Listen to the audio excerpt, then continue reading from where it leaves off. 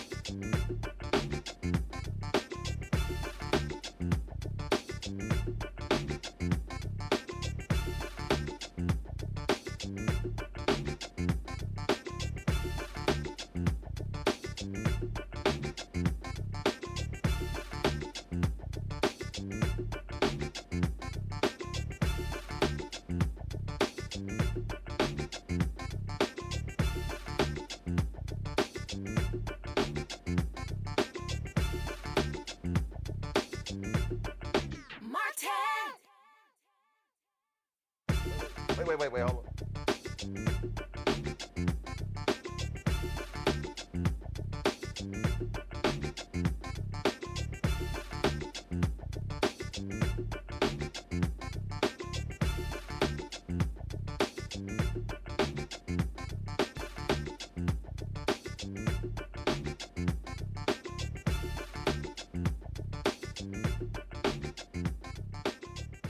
Today is Tuesday, September 23rd, 2025. Coming up on Roland Martin Unfiltered, streaming live on the Black Star Network. Trump chickens out and bails on a meeting with Democratic congressional leaders to avoid a government shutdown, calling their demands unserious and ridiculous.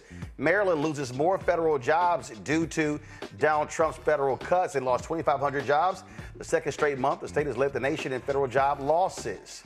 Folks, you're going to love this story. A Memphis High School Band gets banned from performing at a football game. Yeah, a black high school banned by a white school. So the fans showed up with kazoos. Plus, two authors in the studio tonight. First, we'll spotlight a groundbreaking new book chronicling the black family that shaped American architecture. Cheryl McKissack Daniel, author of The Black Family Who Built America, will join us. Plus, businessman Dr. Lamell McMorris' new book, The Power to Persist, talks about lessons of resilience. Folks, it's time to bring the funk on Roland Martin Unfiltered on the Black Star Network. Let's go. He's got it. Whatever the miss, he's on it. Whatever it is, he's got the scoop, the fact, the find. And when it breaks, he's right on time and it's rolling. Best believe he's knowing. Putting it down from sports to news to politics. With entertainment just for kicks, he's rolling.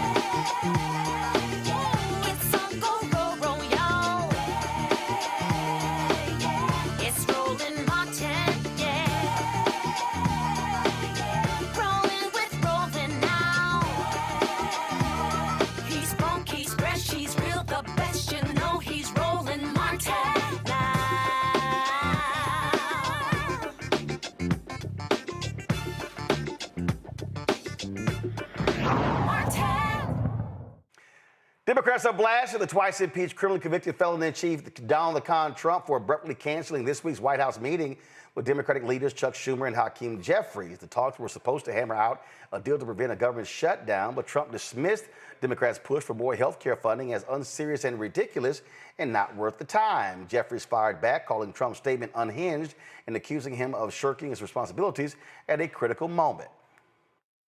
The statement that Donald Trump issued today was unhinged.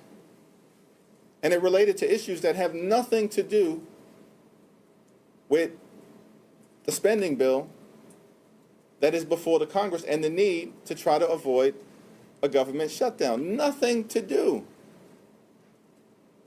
with transgender issues or any of the other wild things from the standpoint of what actually is under discussion in the context of this meeting. Leader Schumer and I sent a letter that we publicly released on Saturday that made clear what the stakes are for the American people. And it related to the Republican health care crisis, the attack on Medicaid, the attack on Medicare, the attack on the Affordable Care Act, the attack on our hospitals, nursing homes, and community-based health clinics, and the attack on medical research. Now, the deadline to avoid the shutdown is September 30th. And so we see all of this back and forth, back and forth, back and forth, back and forth, back and forth, back and forth. All right, let's get into it with our panel. Dr. Mustafa Santiago Ali, former senior advisor for environmental justice at the EPA, he joins us. Also, we of course have Michael Brown, of course, former chair of DNC Finance Committee, as well as DC Councilman, and we got Joe Richardson, civil rights attorney out of LA. All right, Michael, this is real simple. If I'm Schumer and Jeffries, all right, since your punk ass don't want to meet, y'all pass this bill. We ain't lifting a damn finger. That's what you do. It's absolutely what they should do. Frankly, they should have done that in March as well. We know what Senator Schumer, what route he chose to take. But absolutely, I mean, you have no choice. They being Republicans, control the House, the Senate, 1600 Pennsylvania Avenue, which is obviously the White House. So this is their shutdown if it happens. This is their crisis. They refuse to help people in need relative to health care.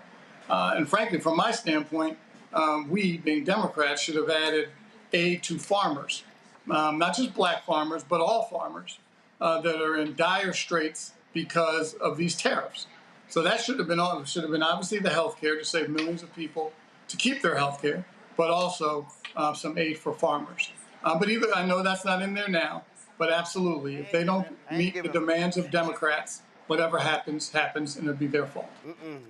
Nah, damn that, Mustafa. I ain't giving a farmer shit, okay? You know why?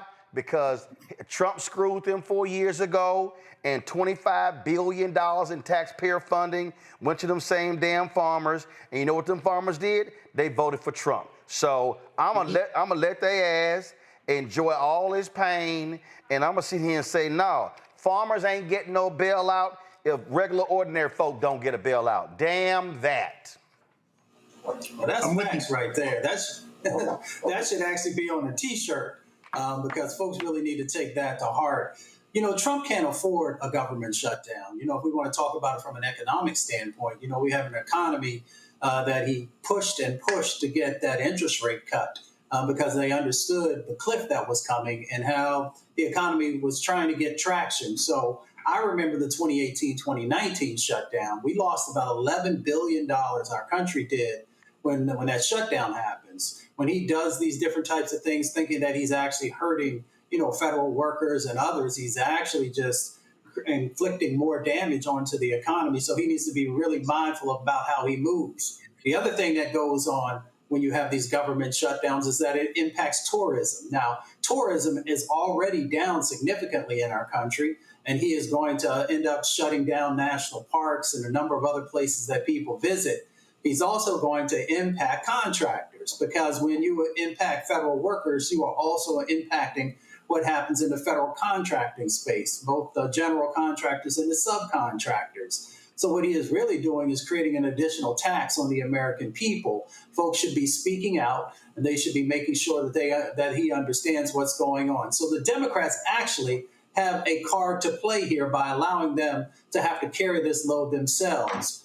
So we'll see how it all plays out. Joe, I ain't lifting a finger. My deal is, since y'all want to sit here and screw us and don't do, hey, don't, my name Bennett ain't in it. It's all on y'all. Yeah, and they've got three branches, so let them do it. To the point that's been made, hell, they probably should have did this 6 months ago, to tell you the truth. Finally, Democrats stand up, fight for something. Make them do it. If they don't want a deal, then let them make magic and do it themselves. And I think that even on a Democrat's worst day, I would like to think that they don't get the blame for this thing if it has to shut down. You know, somebody's got to stand up for those that are the least of us. There are some things that have gotten taken in these bills, and so much so, there have been there have been legislation that's been passed, and the things that were allotted under past bills have been pulled, okay? And so basically, really, I think that the Democrats are in the driver's seat in that they can say, listen, you guys have all chambers of Congress. You guys do what you need to do to get this thing passed. If you're not dealing with us at all, then you deal with it. And they be the ones that are seen as taking a stand for those that are the least of us. And then just go from there. But it's frankly about time that they got an opportunity to really stand 10 toes down. So it looks like they're really standing for something, really looks like they're standing for those that are the least of us. And if the government needs to shut down in the meantime, I don't want to minimize that because we all know that that's a big and drastic thing. But if this is where we are, then this is where we are. The worst thing that they could do is act like we're not at this place. If we are at this place, then you let them do it, let them take ownership of it, and let them take blame for it. Yeah, I just don't believe in playing nice. I just don't believe in playing nice. And right now, Michael, the problem is These Dems ain't got no guts. They ain't got no gusto. They ain't got no fight. People think that Schumer and Jeffries are weak as hell when they talk about approval ratings, and they're very low among national Dems. These really are the two they talking about. You're absolutely correct, and every time we're on the show, we talk about this, and we'll see what happens when the vote comes in the next couple days, and if folks stand up, then maybe we'll have a different opinion next time we're on. That they stood up. Obviously, the concern that some have raised is that shutdowns are easy to execute, but they're very difficult to climb out of, because they're going to have the same kind of discussion or negotiation to get out of the shutdown. So that's the challenge. Anytime there's a shutdown, I'm pleased this will be a Republican shutdown or the Trump shutdown. But nonetheless, people will be hurt during a shutdown, and then having to sit down again with Mr. Orange and figure out how to get a deal with him. Because if he tells Speaker Johnson not to meet, if he tells Senator Thorne not to meet and not to negotiate, then we're going to be in this quandary for quite some time. If cooler heads prevailed, they would help the folks who are about to lose their health care. They could come to a deal, do maybe a 7-week extension, and start and just come back. Keep in mind, these CRs are continuing to happen because folks cannot sit down, negotiate, and compromise. So these continuing resolutions are going to continue to happen until the Republicans, frankly, learn that Washington is built and designed to work together and compromise. The president tells them not to work and compromise. This is where we are. Well, I just, when you're dealing with evil people, Mustafa, at some point, you got to have some fight in you to say, all right, you don't want to meet? Fine. We're not going to meet. Tell your caucus, no, nobody moves. Nobody does nothing. Nothing. Yeah, I mean, Trump is flexing, right? He figures that he can continue to do what he's always done, which is bully folks. I mean, he loses nothing by sitting down and having a conversation with those two members about health care. He can still continue to do whatever he wants to do, but it just shows that he has no real political acumen. He has no idea about how to actually, move the needle on very serious issues that are happening. So folks should just knuckle up. If he doesn't want to do it, let him go ahead and carry the weight. The American folks will remember who was responsible for the shutdown, but they're also going to remember about these cumulative impacts of that's going on inside their lives. So whether it is, price of food or it's health care or, the environmental issues that are going on, all these things land on Trump's doorstep. And he continues to pile them up. So let him carry the weight for this as well, because he has no idea how to actually help the American people. And that is based upon the actions that he has done, the pieces of legislation that have been of little benefit to the most vulnerable people and even middle-class folks across our country. Final comment, Joe. Yeah, I mean, ditto. Let them do it. Democrats need to work on their messaging anyway, okay? A lot of times we're on the right side of an issue, but the messaging is so poor. We're not going to get around the corner and get over the hump and across the finish line if our messaging isn't what it needs to be. Tighten up this messaging so people understand what's going on and people see it the way that it needs to be seen. And it's the way that aligns to truth. It shouldn't be so hard to make the messaging what it needs to be. Work on the messaging, sit tight, and let what comes. Absolutely. All right, y'all, going to a break. We'll be right back. Roland Martin Unfiltered on the Black Star Network. This week on A Balanced Life with Dr. Jackie, we're talking all things entrepreneurship. Whether you want to jump right in, take a leap of faith, or you've just been thinking about it for a while, we're having a one-on-one candid conversation with Dr. Tierney, our level up coach and YouTuber of the amazing Hey Sugar. So let's talk about entrepreneurship. Before you jump out here, know that it is some work that goes into it, and not necessarily the work in the business itself, but some inner work. That's this week on A Balanced Life with Dr. Jackie on Black Star Network.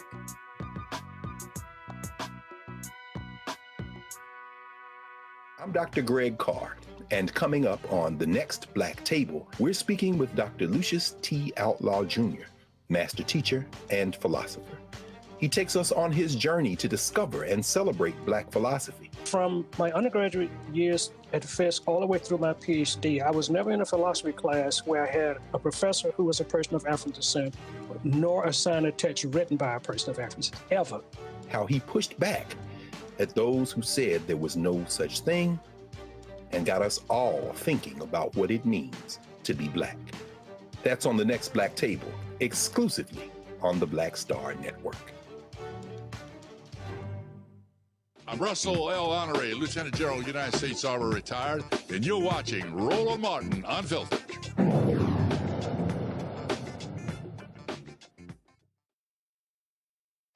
Well, folks, Maryland has lost another 2,500 federal jobs, the second consecutive month they've led the nation in federal job losses. The state's economy is closely linked to the federal workforce. Obviously, when they say the DMV is D.C., Maryland, and Virginia. According to the Maryland Labor Department, approximately 269,000 residents were employed by the federal government in 2023, with more than 158,000 federal jobs located within the state that year. Come on, let's pull a graphic. The August numbers bring total federal job losses in Maryland to 15,100 since January, when Donald Trump took office and began his push to shrink the federal workforce. Still, since the start of the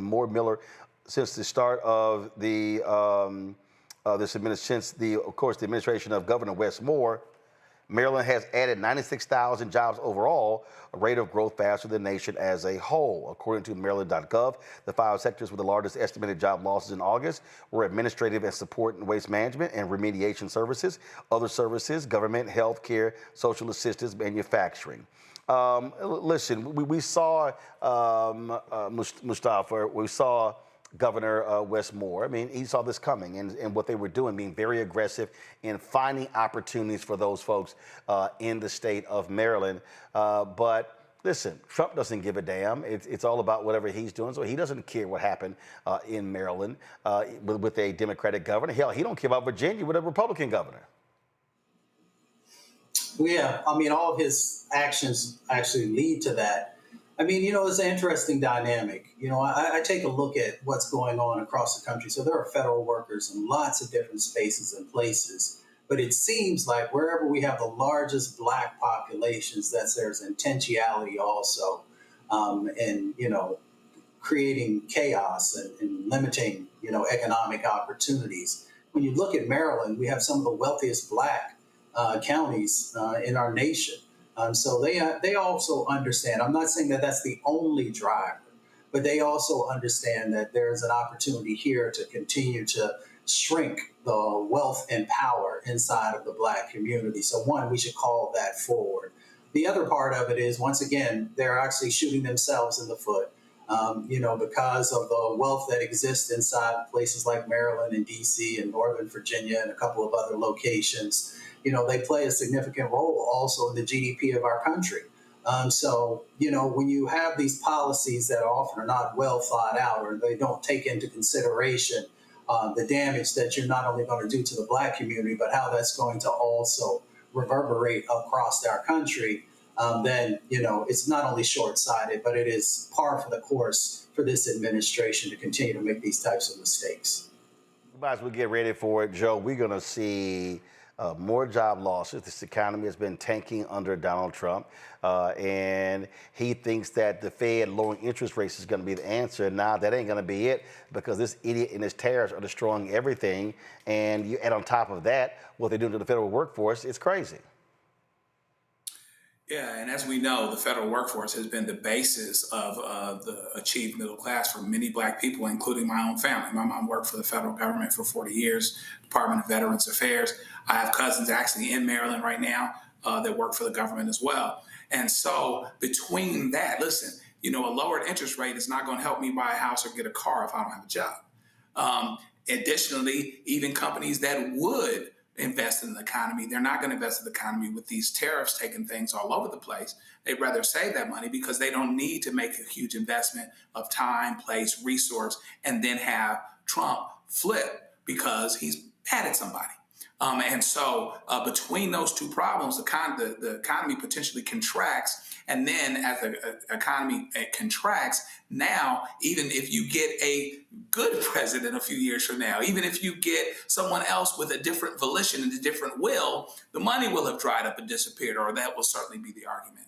So yeah, that's not going to get any easier. And in addition to everything else, Maryland also has a bright, incredible governor who could be president. He doesn't want to work with him. He doesn't want to work with Westmore. He doesn't want to work with anybody who has the potential to upstage him either. So you've got all of these things coming through where he's not particularly concerned about the plight of folks, Maryland's, the Virginias, places like that are DC adjacent, have a lot of government jobs. And so this is going to be a devastating impact, and it's going to be hard to reverse it. And I think it'll get worse before it gets better. Michael? I mean, Governor Moore, certainly no secret that there are many people that think he would be a great candidate for the Democratic nomination. And as Mustafa said, these folks are so calculating relative to who they want to hurt. I know sometimes they overshoot and hurt their own voters. But in this case, it certainly doesn't hurt them to go after a potential candidate in their backyard, in their state, so they can throw these statistics out later for how much job loss there was. Now, obviously Governor Moore will respond and say it's not his fault. He added jobs. And then they wanted to shrink the government unjustly, and that impacted, obviously, Prince George's County, Baltimore County, and other counties around the state of Maryland. But nonetheless, these folks are cruel, don't care. All they care about is culture, white supremacy, and making sure they hurt black folks. So it's politics and culture is really all they care about. They don't care about policy. If they cared about policy, they would work with experts, work with the Congress, and try to figure out the best way to move forward. That's not how they're operating.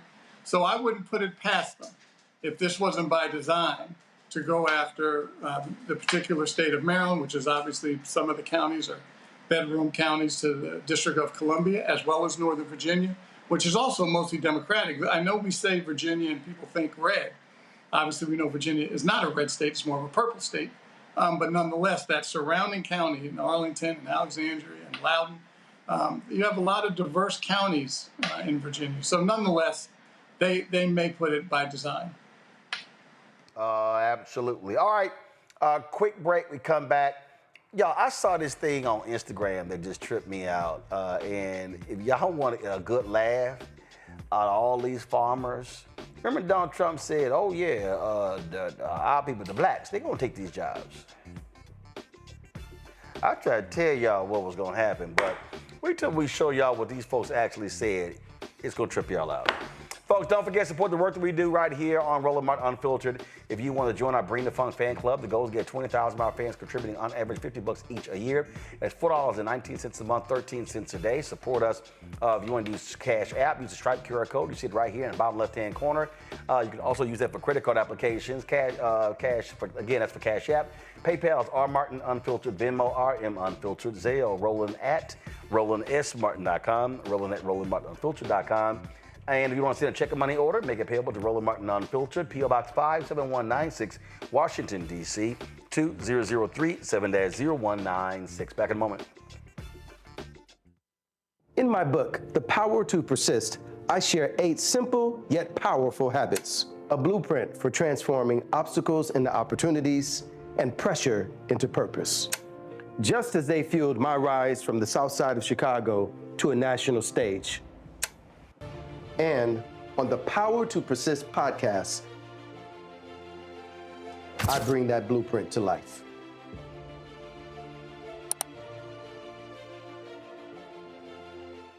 This week on A Balanced Life with Dr. Jackie, we're talking all things entrepreneurship. Whether you want to jump right in, take a leap of faith, or you've just been thinking about it for a while, we're having a one-on-one candid conversation with Dr. Tierney, our level up coach and YouTuber of the amazing Hey Sugar.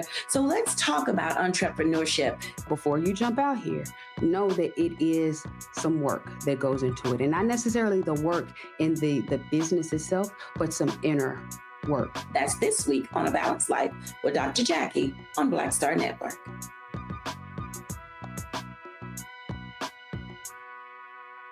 Hi, everybody. I'm Kim Coles. Hey, I'm Donnie Simpson. Yo, it's your man Deion Cole from Blackish, and you watch Roland Martin, Unfiltered. Have y'all seen all of these videos, these farmers whining and complaining about losing their workers and they're not being able to pick their crops? Well, we tried to tell the people it's going to happen. So somebody posted this video on Instagram, and it actually was from 2012. You know, the last time Donald Trump acted a fool when it came to these farmers. I got a kick out of the answers because it sounds like exactly what the farmers are complaining about today. Check this out, y'all. They think the work is so hard until they just turn around and they up and quit. On the farm fields of Alabama, the verdict is in. The state's tough immigration law just isn't working out. They're putting Alabamians back to work. In my area, experience that I've had, they ain't too good at what they do. Keith Smith says most immigration workers left after the law took effect. So this potato farmer hired Americans. Problem is, he says, most show up late, work slower, and are ready to head home after lunch. Some even quit after just one day out in the field. There's a Hispanic man that works for us, and I say, you know, he's 52, and he'll make anywhere from $70 to $100 a day. I said, if you can keep up with him and do a good job, you can make that. But they're not physically in shape to do it. And, you know, probably not mentally tough enough to do it, some of it. Over on this tomato farm, the story's not much different. The bending over, and if you're not used to working and kneeling down and bending over and constantly up and down all day long is the grueling part of it. It really is. I mean, other than that, it's not any harder than anything else you see. With a 9.9 unemployment rate, Alabama is almost 1% higher than the national average. Tomato farmers say skilled workers can make anywhere from $200 to $300 a day, but unskilled workers make much less. And farmers say many Americans are not physically fit and simply don't work fast enough. It's just going to take body conditioning, mental conditioning, in order to earn enough money to make it worth a day's work. Politicians who support the law say over time more unemployed Americans will fill these jobs. They insist it's still too early to consider the law a failure.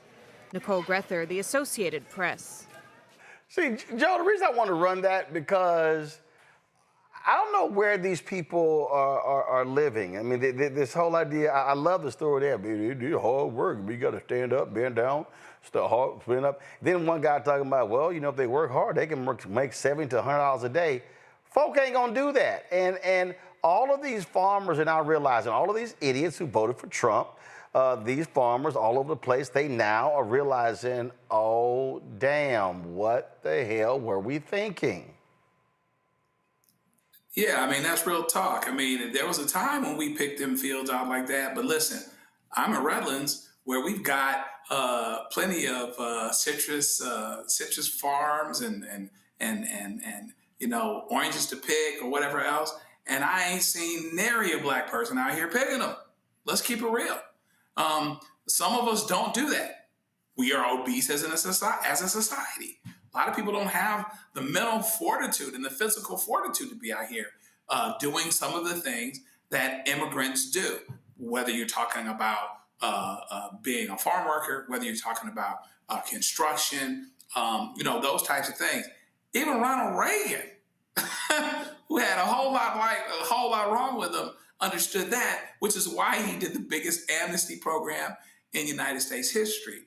The problem is going to be, and it's starting to be, that Donald Trump is choking the people that support him that are on these farms because they can't get the workers. Folks aren't going to show up. It's not going to happen. So it's interesting. You know, we've been here before. We've seen people pass these hardcore laws. Oh, we just want, you know, non-immigrants. No, it's too late. You've already built the country on immigrants. If you really want to be honest, then you have to tear down the whole country and start all over. You know, you want to start in the middle of the story. Immigrants built this country. Black folk built this country. Black folk built the White House. Fill in the blank. You can go on and on and on. Now you want to start in the middle of the story and do something else. Okay, great. Get somebody to work these fields or literally have your fruit and have your product die on the vine. That's where we are. It's pretty poignant. It's pretty symbolic of what's going on. Some things are dying on the vine here, both literally and figuratively. I mean, it is stunning to me. In a moment, we're going to play something, Michael. It's actually it's coming out of England, because now you see all these white folks now complaining about Muslim immigrants, and we're seeing it left and right. And I'm just sitting here trying to tell these folks, what's wrong with y'all? Like, y'all act like white folks are growing on trees. They're not. Their population is not increasing. So where do you think you're going to get folks in the future? It's laughable to watch these people who have no understanding of really what's happening in the world. You're right, and I think, Mustafa, you and I spoke about this a couple of weeks ago when we were on previously, is that it'll be interesting to see months from now how much they love their president so much that self-preservation is secondary. If they lose their farm, oh, I don't care, I just need to give him a chance. Don't worry, he's going to make it right.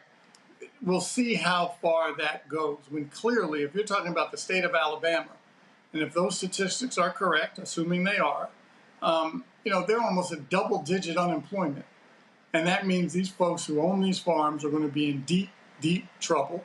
And it's going to cost us more at the grocery store, because obviously we'll have to find these vegetables and fruits and potatoes and tomatoes from other places, which means we may even have to import some of these products that we grow ourselves. So he and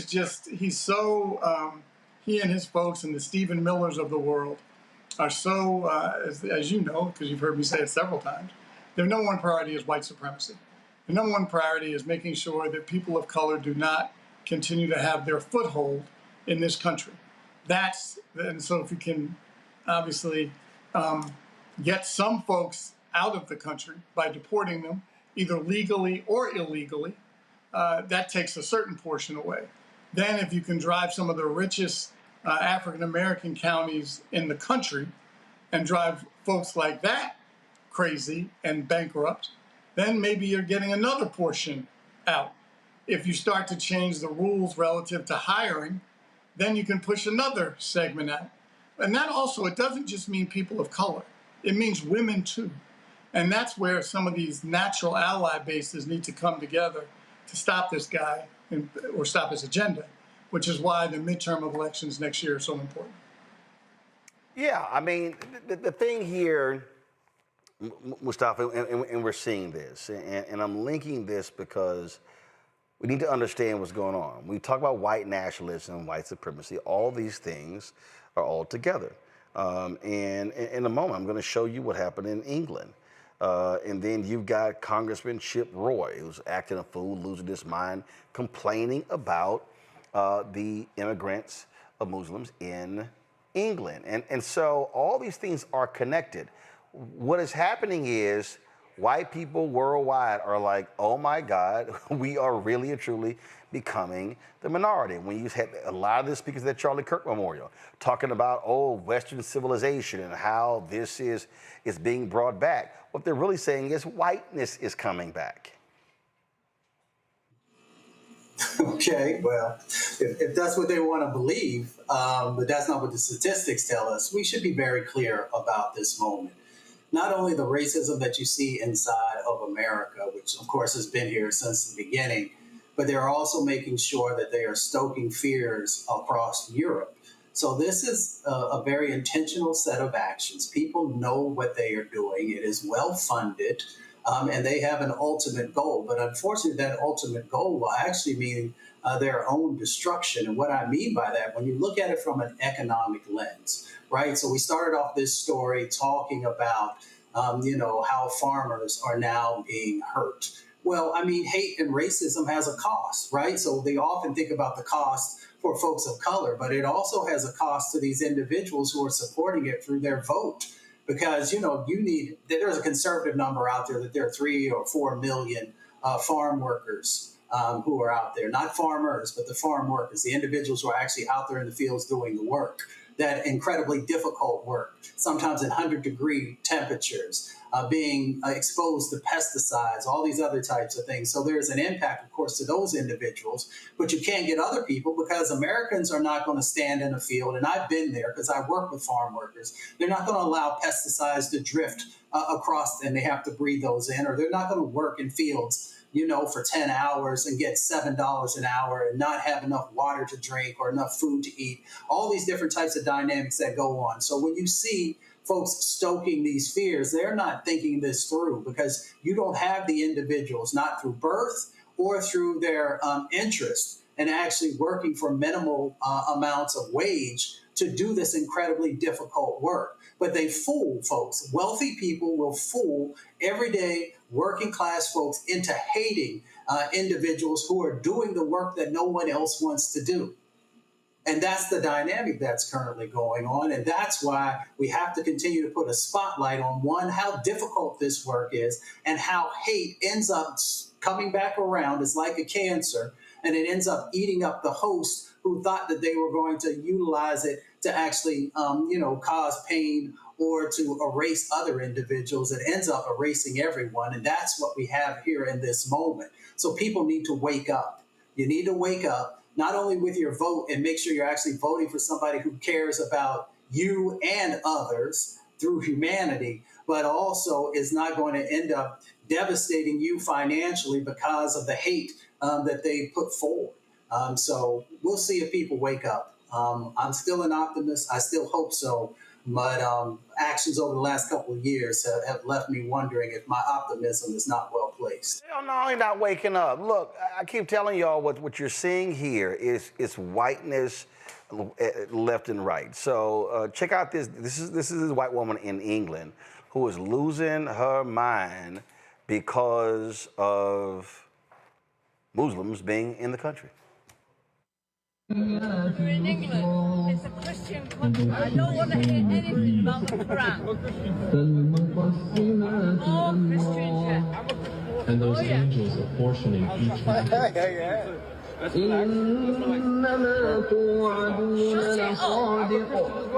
Indeed, what you are promised is true.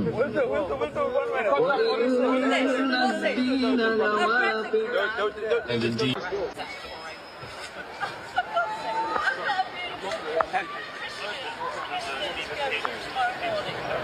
Take her away.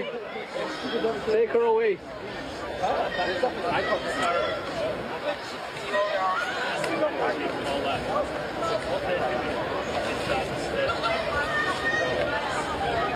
Bruh.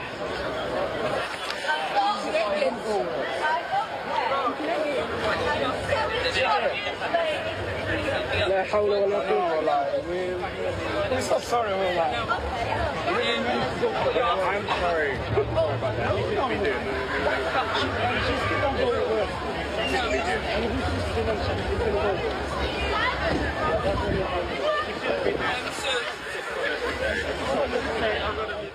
Well, what a bummer. I ain't got no problem seeing her get arrested. All these people sitting, there's people on social media with no First Amendment, no. First of all, that's in England. Two, she was accosting them. And this is a Christian nation. I don't want to hear anything about the Quran. I mean, but what that, you're seeing the same reaction to these folks here in the United States. Here's Texas Congressman Chip Roy whining, complaining about something on the floor of the House of Congress. I mean, is anybody paying attention to what's happening in London? I'm going to say it here on the floor of the House and get the scorn of people when I say you've got a massive Muslim takeover of the United Kingdom going on right before our eyes. They would say, Chip, well, what is wrong with that? Well, I've got some pretty strong concerns about Sharia law and whether that'll be forced upon the American people. In this case, the people of the United Kingdom. I've got pretty strong concerns about people who want to see Israel's destruction, who were happy about October 7th, who were elected in the United Kingdom. Some might say that we've seen that here in the United States. What are we going to do about that? We have 51.5 million people who are foreign born in the United States. They have about 20 to 25 million kids. That puts that well over 20-some% of our population. It's the highest such number in the history of our country. People say, well, isn't that great? Is it? Are we teaching people about Western civilization? Are we teaching people about the Constitution, the Bill of Rights, the rule of law? Are we teaching them Western values? Are we teaching them God exists? Are we teaching them the importance of freedom? Or are we teaching an entire generation or two or three to run around complaining about what's wrong and why the entire world is against them because of their skin color, their sex, their supposed gender identity, whatever the hell category we create to make people have an excuse for not just stepping up and achieving the American dream? Oh, Joe, he's so concerned about Sharia law, which is not a thing here. But they have no problem forcing their white Christian nationalist views on other Americans. You want freedom, but you're okay with your guys smashing the Constitution, throwing it away, getting rid of due process, undermining the Constitution at every turn, less freedom, less say, more government control when you used to be anti-government. You know, it's crazy, all this talking out of both sides of your mouth. And it's interesting that you're worried about Britain, worried about London, England. I mean, that didn't have anything to do with us. Not a thing. I'm still waiting on what the connection is there. Meanwhile, back at the ranch, you act like you're worried about freedom going away when your guy's taking freedom. But of course, you're fine with it as long as it contributes to your narrative. You talk about God, but you only talk about it your way. You know, he's from Texas, so he's probably real excited. Everybody's going to start living right because they got the 10 commandments on the door. But you know, if they really understood what was what, they could put the 2 commandments on the door from the New Testament and have it happen faster. But in the event, we can go on and on. But the fact of the matter is, there's this irony here. Because even if you disagree with Republicans back in the day, and when they talked about freedom, though, they weren't talking about, states' rights. They were talking about the government staying out of the way. The government is more involved. The government is more all-encompassing and will continue to become so under Donald Trump. And on top of everything else, it's being used to exact revenge. It's being used to force agendas. And it is a steamroll that is okay with undermining the Constitution, throwing as much stuff as possible up against the wall, and even 20 to 30% of it lands and not the rest, the impact will still be devastating because it's so much easier to take a hammer to something and to destroy it than it is to build it back up. It's just hypocrisy all the way around. Yeah, it's just to watch this, and I'm telling you, I've been saying this repeatedly, Mustafa, people need to be prepared for this. This was the basis of my book, White Fear, how the browning of America is making white folks lose their minds. This is a part of this. These people are going to grow more fanatical. As the numbers increase, as their numbers decrease, it's going to get worse. I mean, unfortunately, that's probably true. If folks were better humans, if they loved each other, you wouldn't have to worry about it, right? If you hadn't done oppression, because I think there's some fear out there about the oppression that has been a part of this country's history. And because of that, they saw how they treated others who were black and brown and indigenous and Asian and Pacific Islander, and we can go on, and how, they were treated. So their fear is that once this country becomes a browner country, that those types of things will, flip, and that they will have to deal with it. But, that has never been for folks of color how they got down. And they should be more focused on all these other external stressors that are going on. When you have China and other countries that, they sit back and they watch these types of actions and they say, yeah, go ahead and continue. Go ahead and continue to deconstruct. Go ahead and continue to fall apart and not do what's necessary to strengthen your country. That's what they should be focused on, saying, how do we make our folks who live in this country as strong as possible? How do we make sure that they are well educated? How do we make sure that they have the things that they need? But that's not a part of the equation because they don't look at it through an abundance lens. They look at it through a lens of there's only so much and we need to hoard it, which is a failing proposition to begin with. but it is what it is. Their fear is driving many of these sets of actions. They're trying to inflict that fear, and they're trying to actually make that fear become just a part of the narrative everywhere so they can get more people to believe into it. But we've seen, whether it's in Germany with Nazism or a number of other locations where you had these authoritarian types of regimes, that's how they thrived. That's how they got traction, and then that's how they became the individuals that we now look at through history and say, how did that happen? It is unbelievable to me to watch these folks and to watch what they're doing, Michael. And check this out. So Ryan Walters, he is the superintendent of schools in Oklahoma. He just put out this video, and this ties directly into the white Christian nationalism we have been talking about. Check. I'm excited to announce today that every Oklahoma high school will have a Turning Point USA chapter.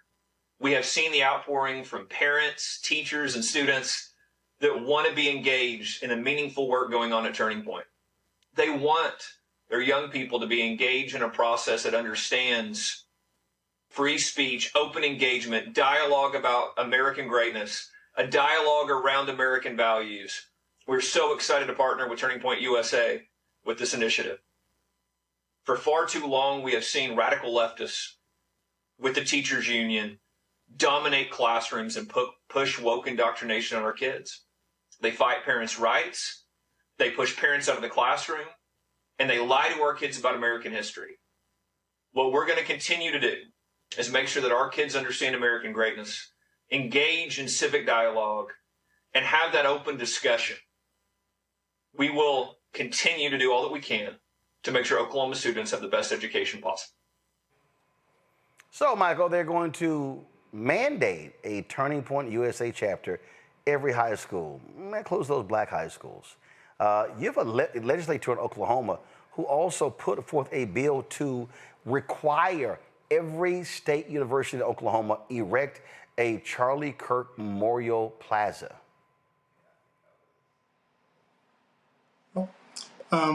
I imagine you'll see that possibly in other red states around the country, in particular, obviously ones that are particularly dominated by Republican elected officials.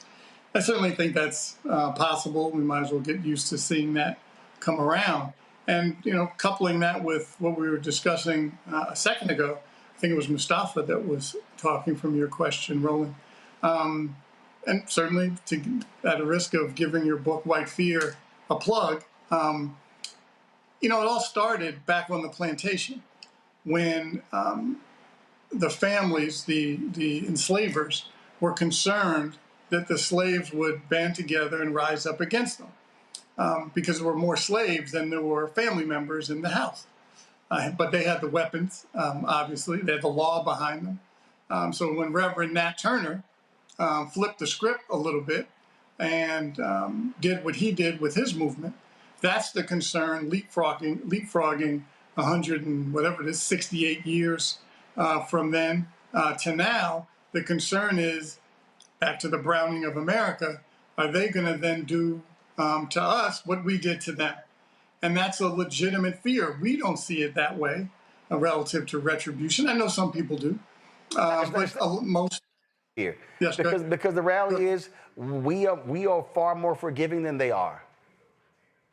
It's not. Look, after Mother Emanuel, how many folks were sitting were forgiving Dylann Roof after what he did, gunning nine black people down? They're not forgiving. So that's what it's all about. So again, what this fear is, they see what's going on. They see their numbers dwindling.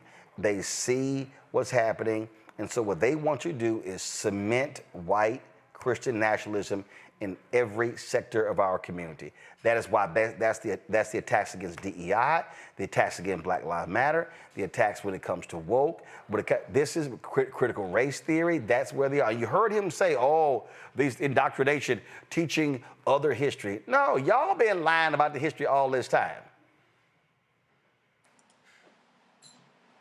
Correct. And that's what's obviously why elections have consequences. I know we've all heard this term many times, but they absolutely do. Now, in some of these red states where they're ruby red, maybe it'll be a little more difficult.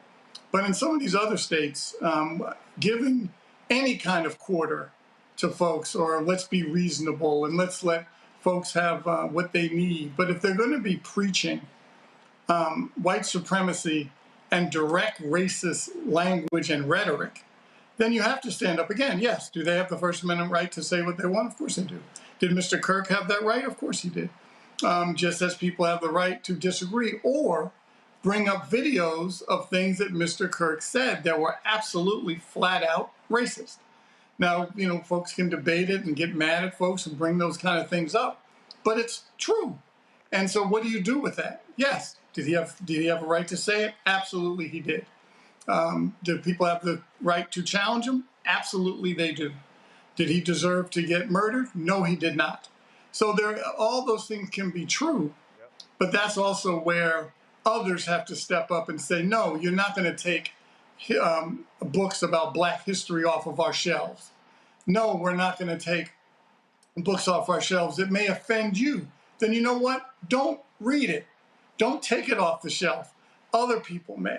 So those are some of those cultural things that they have baited the Democratic Party in, because we get caught off on these other, going down the rabbit holes on these cultural fights and forgetting about the policy stuff that also matters. I'm not saying don't fight the cultural things, you absolutely have to, but that shouldn't be your only fight during a campaign. You also have to talk about policy that changes people's lives and improves it. But the reality is the cultural battles are there, Mustafa, and at the end of the day, you're gonna have to deal with it. Yeah, you are. And you have to deal with it through the civic process, which is incredibly important. You gotta vote. You've gotta make sure that you're thinking through who you're giving your vote to. You've gotta make sure that resources are going to the places and spaces that need them the most. All these different types of things. And, you know, when they have this conversation about American exceptionalism, I'm like, what could be more exceptional than looking at all the amazing things that Indigenous and Black folks have done inside of this country? So if you truly wanted to have a conversation about the greatness of America, then it has to start with the communities who had all these hurdles that they had to deal with and still were able to do amazing things. So that's, for me, that is the narrative that's there. We've got to continue to bring that forward, but we've also got to continue to be very clear about the fights that have to happen and what are the tools that you have to be able to address not just these egregious actions, but how do we really make sure that this country becomes a 21st century country? I had a conversation earlier today and said it really looks more like a 19th or 20th century country right now based upon how we're moving. So if we're serious about the future, then the work that we're talking about right now is incredibly important. And that means that we're going to have to sacrifice. That means that we have to get focused. That means that we have to build real community. And at the end of the day, we've got to make sure that we're utilizing our vote in a way that helps to make positive change happen. All right, then.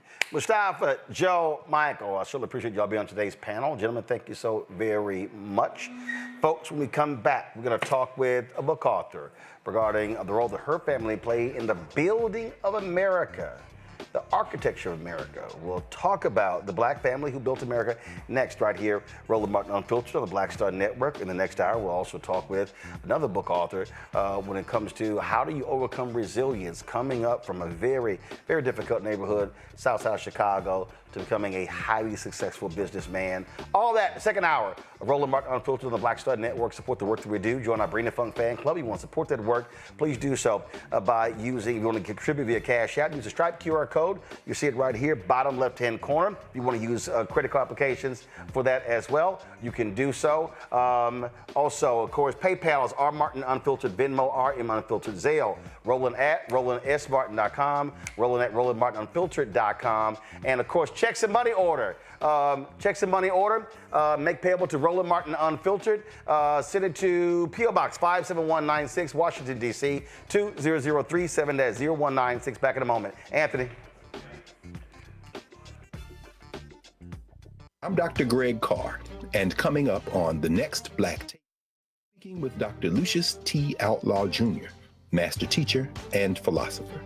He takes us on his journey to discover and celebrate Black philosophy. From my undergraduate years at Fisk all the way through my PhD, I was never in a philosophy class where I had a professor who was a person of African descent, nor assigned a text written by a person of African descent, ever. How he pushed back at those who said there was no such thing and got us all thinking about what it means to be Black. That's on the next Black Table, exclusively on the Black Star Network. This week on A Balanced Life with Dr. Jackie, we're talking all things entrepreneurship. Whether you want to jump right in, take a leap of faith, or you've just been thinking about it for a while, we're having a one-on-one candid conversation with Dr. Tierney, our level up coach and YouTuber of the amazing Hey Sugar. So let's talk about entrepreneurship. Before you jump out here, know that it is some work that goes into it. And not necessarily the work in the business itself, but some inner work. That's this week on A Balanced Life with Dr. Jackie on Black Star Network.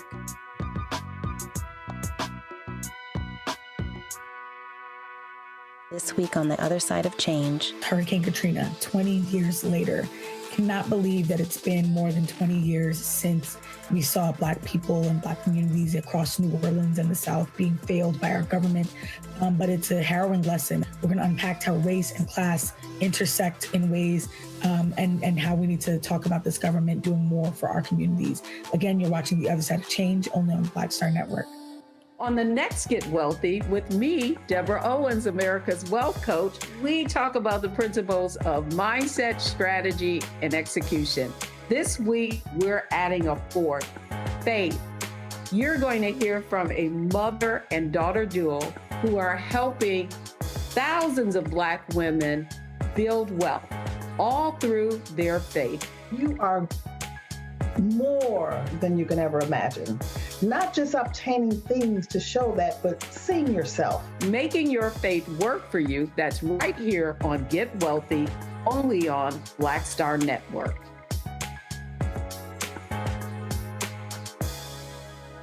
Hatred on the streets, a horrific scene, a white nationalist rally that descended into deadly violence. White people are losing their damn minds. As an angry pro-Trump mob storms the U.S. Capitol, we've seen shutdown. We're about to see the rise of what I call white minority resistance. We have seen white folks in this country who simply cannot tolerate Black folks voting. I think what we're seeing is the inevitable result of violent denial. This is part of American history. Every time that people of color have made progress, whether real or symbolic, there has been what Carol Anderson at Emory University calls white rage as a backlash. This is the rise of the Proud Boys and the Boogaloo Boys. America, there's going to be more of this. Here's all the Proud Boys, guys. This country is getting increasingly racist in its behaviors and its attitudes because of the fear of white people. The fear that they're taking our jobs, they're taking our resources, they're taking our women. This is white fear.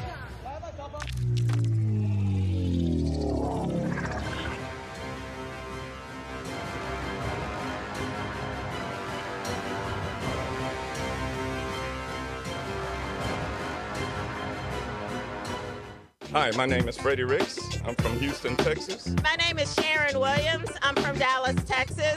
Right now, I'm rolling with Roland Martin, unfiltered, uncut, unplugged, and undamn believable. You hear me?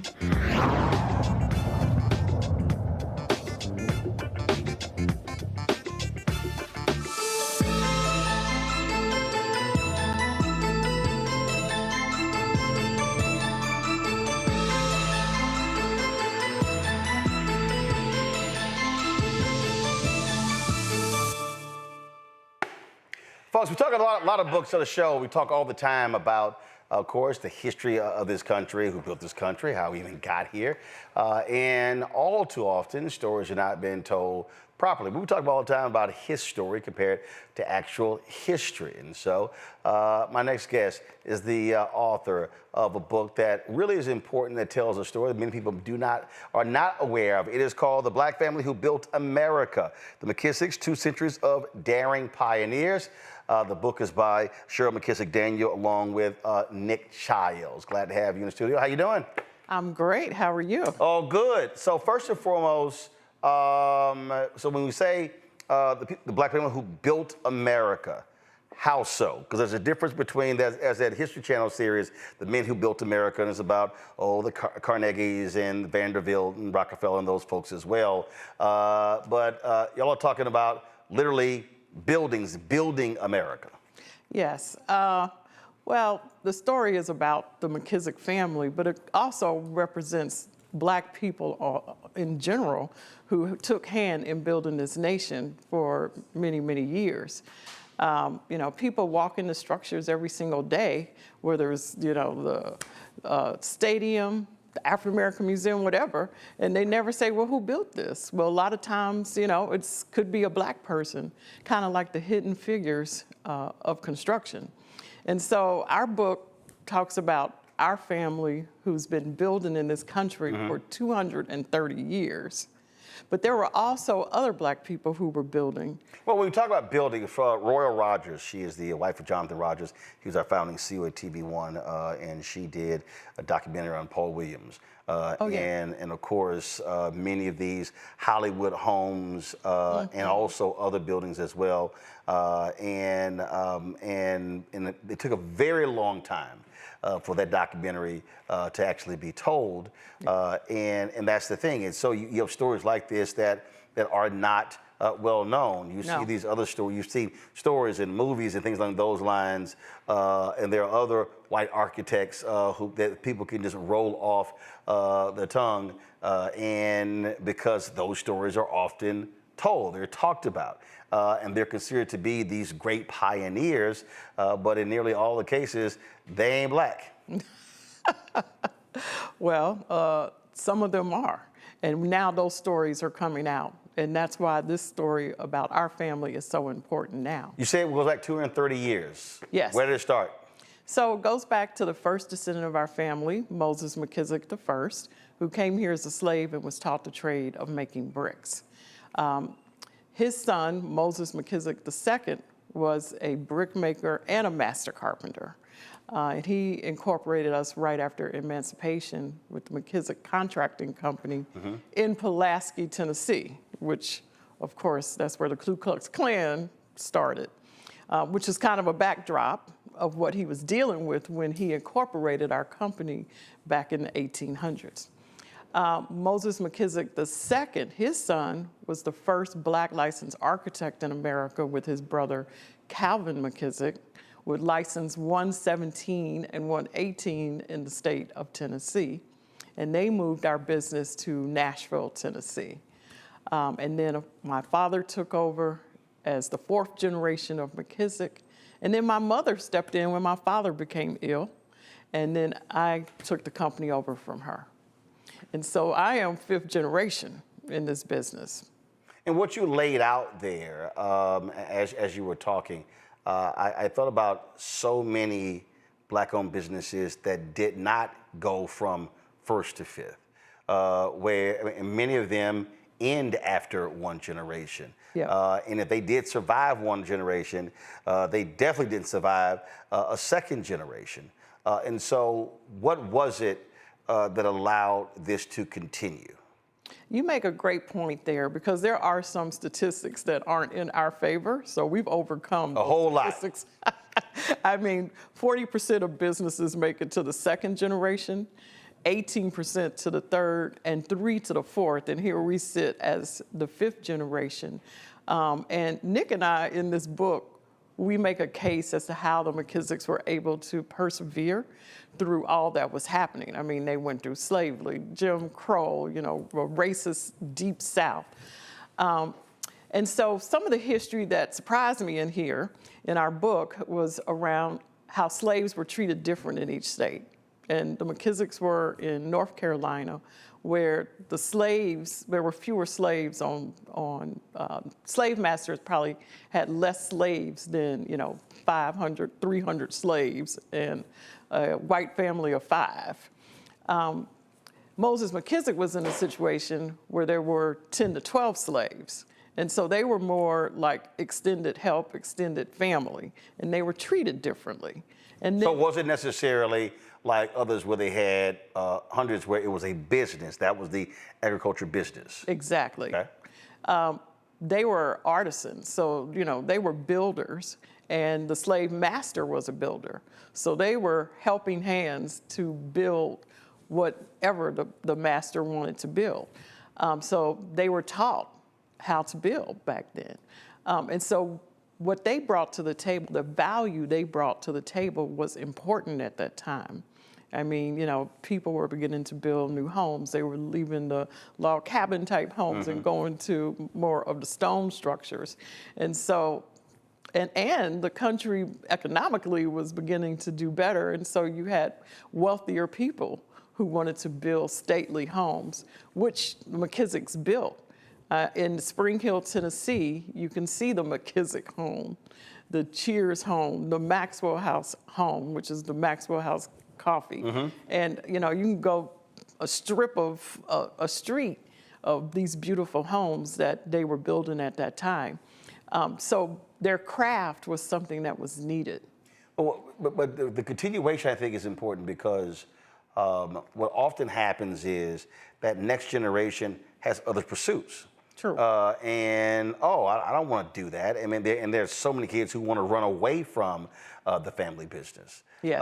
And so what was it? Was it literally, no, this is what you're going to do? And because, I mean, other families have done that. Well, no, you are going to study this. You are going to work this. You are going to continue this. Or was it a matter of just as each generation, that was just what the decision was? Yeah, I think there are several factors in that, and one is what are the other options, right? So Moses McKisick the first, passing the trade down to Moses McKisick the second, which he was able to expand upon. So with each generation, there was more education. They enhanced their trade. So then Moses McKisick the third, he became an architect. By the time I came along, my father was, you know, you can go to the school you want to, but I'm only paying for Howard University, and you're going to get an engineering degree. Okay, so he established the school and the major. Established it all because, well, look, we only had 3 stations. We didn't have the internet. We didn't have a lot of choices. I remember at the time I was at a... Now, is that what you wanted to do? Not necessarily, because we were... What did you actually want to do? We were at a private white school, and everybody was going to Ivy League schools. Even our black friends were going to Harvard, Brown. That's what we wanted to do. You know, we wanted to go to Columbia. We wanted to do those things, but So you wanted to go to the Ivy League, but what did you want to study?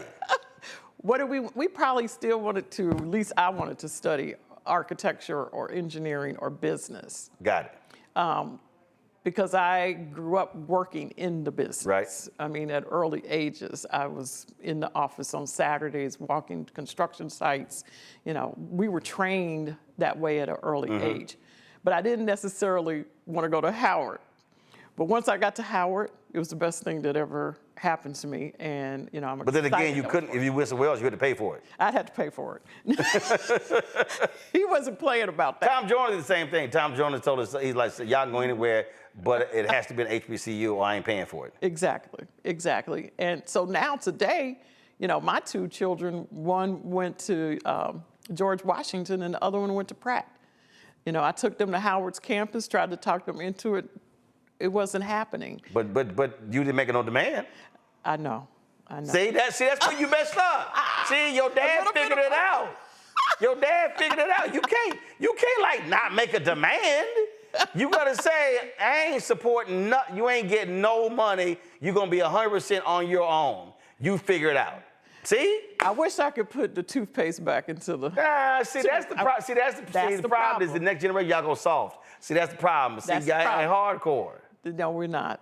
All right, well, are they at least studying architecture, engineering? Or No, they didn't. But they're in the business. And, you know, I remember I rebelled against the business. Once I graduated from Howard, I didn't want to work for the family business. So why? I moved to New York. I didn't want to go to Nashville. And, you know, I wanted to go into a corporation that was much bigger. There was this allure. See, No. But that has to be explained because that literally is what happens all the time. I don't care what the business is. I don't care if it's a catering business, if a grocery business, a grocery store business or whatever. That next generation, in many ways, we're looking down on it, thinking that that's not big enough. It's not glitzy. What my friends are gonna say. They're doing these things. Your peers look down on it too. I mean, I write about that in my book. That my friends were going to work for on Wall Street, and here I am, got a consideration to go back to Nashville to work in a family business. But see, but the thing though, but with that, at what point did it hit you that, okay, sure, they're going these places, but we are owners? Well, you begin to see that there's a glass ceiling, that everybody in leadership does not look like you. And, at some point, they're going to get rid of you because you're not tall enough, you're not white enough, you're not this, you're not that. And so you begin to realize that if you own your own, you really have control over your destiny. And to me, that's what hit me. Now, it's not like y'all were a small business. I mean, it's not like y'all were a mom and pop business. No, we weren't a grocery store. We were architects and we were builders, and we had established ourselves 4 generations. But my mother stepped in. She called my boss. She told my boss I was quitting that day, and then she called me and told me I quit. So again, there was a little bit of force there. Now, which job was that? When I was working for Turner Construction, which is probably the largest contractor. So wait, in America. hold up. So you ain't gonna want to go work in the family business, but then you go work for a construction business, which is really closely tied to the family business, and then what? You were frustrated by what was happening there? Well, I could see what was happening there, but I liked it there because it was learning ground for me. I was learning much more. I was working on huge projects in Manhattan. Right. And that right there, taught me a lot. But then my mother decided she needed my help. And, the time was up. So wait a minute. It was time for me to go back to Nashville. Mama called the boss? Yes. Did you know Mama was calling the boss? No. I did not know. And then she called me and said, so wait. Your mama calls the boss, says, hey, she leaving. That's right. Then she calls you, say, hey, by the way, I told your boss you leaving, so you ain't got no choice but to come. That's it. And then I said, oh my God, Mom, I'm scared of him. And she said, oh, he's a nice man. We had a great conversation. No, you should have been scared of her for calling your boss and you didn't know, saying she leaving a job that you had no plans on leaving. No plans. And that next week, I start commuting to Nashville.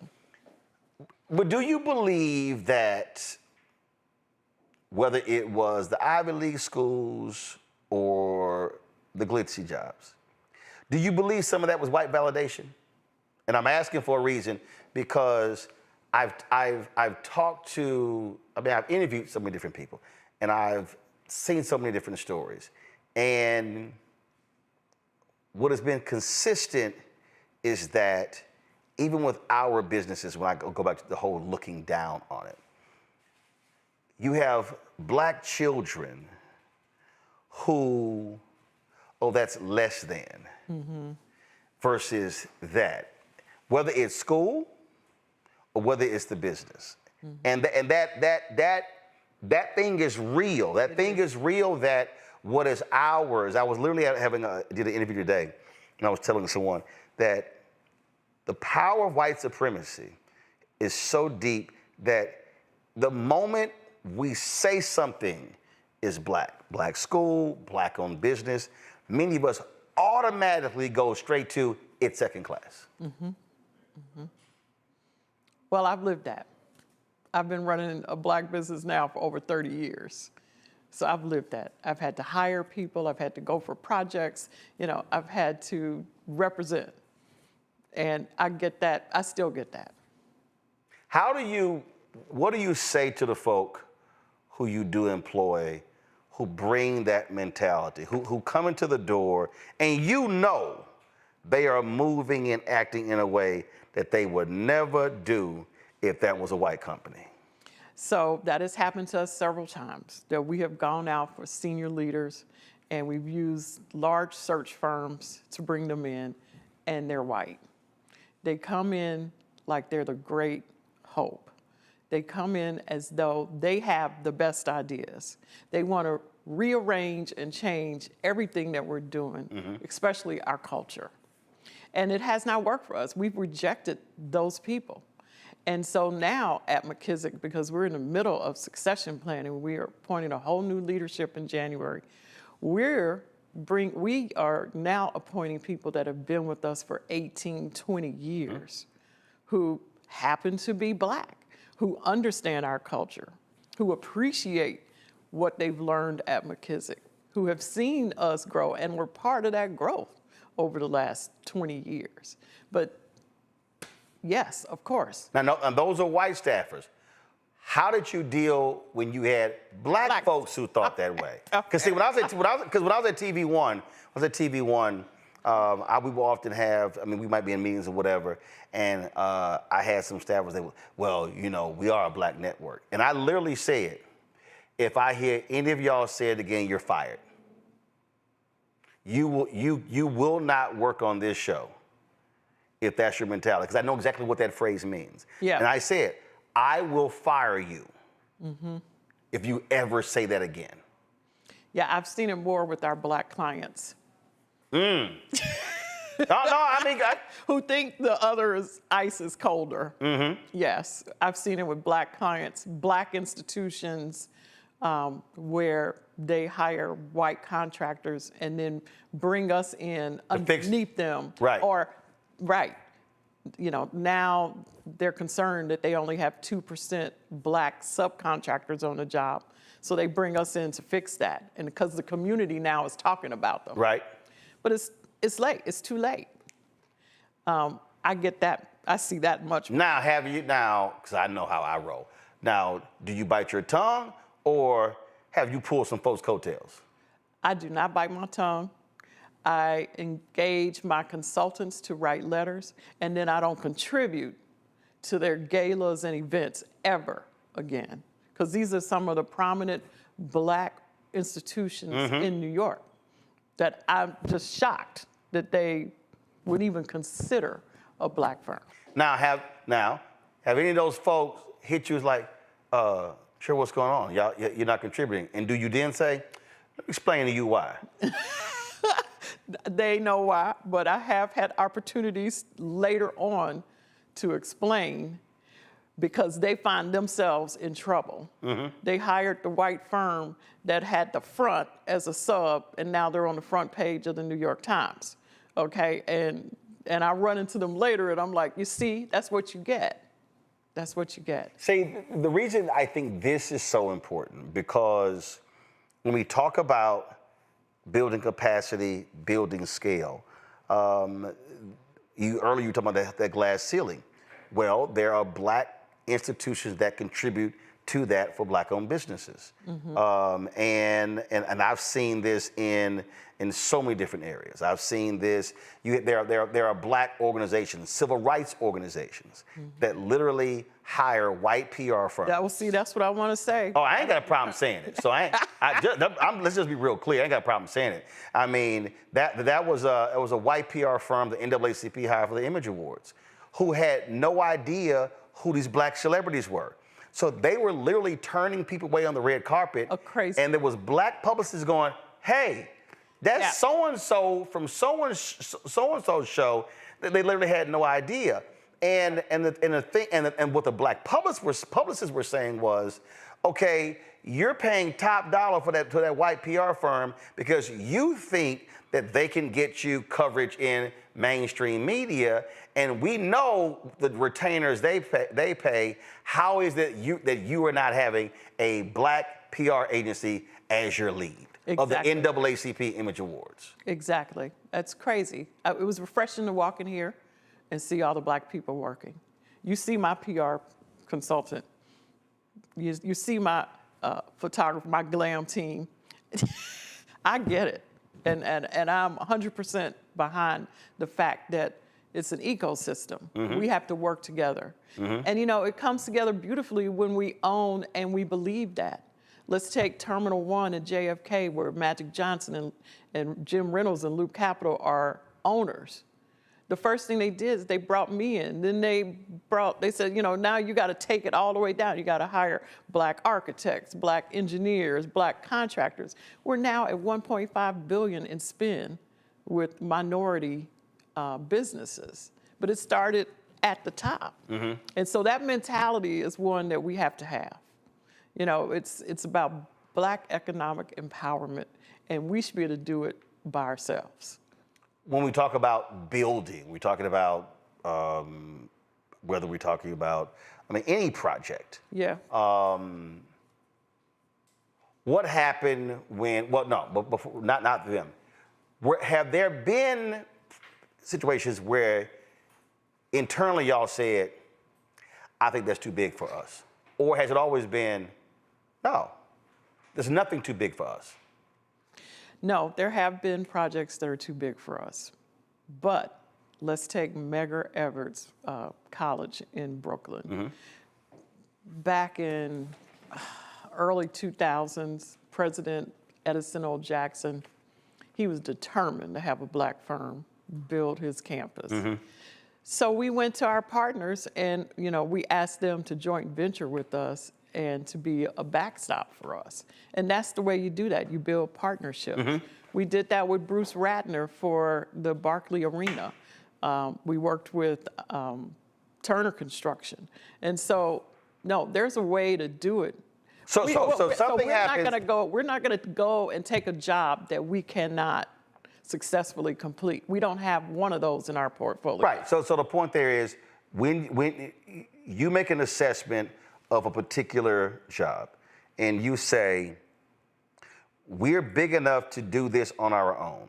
Yeah. But if it is a job that is bigger than your capacity, you don't walk away from it. What you say is, okay, who can we partner with? Right. See, the reason I had to ask the question, because that's the mistake. I think the mistake that a lot of people make. First of all, they want a job. They want the bigger contract. But if you do not have the capacity for that contract, and then you get it, you actually end up hurting yourself because you can't do the high quality job. And then that word spreads around, and you're trying to get to this level, and it may actually knock you lower than where you are right now. It'll take you out. Right. In our business, it could take you out. But the large firms do that. You know, no one wants the risk for an $8 billion project or $4 billion project. So even the large firms team, and they spread that risk around. And so we've been successful at doing that over the years, but we have to educate our client that that's possible. Right. Because the client right away says, oh, it's too big for McKissick. Right. Let's go get the larger firm. And you're like, hey, hold on, don't play me small. Right. Let me make that decision. Right. You said y'all started the new transition in January.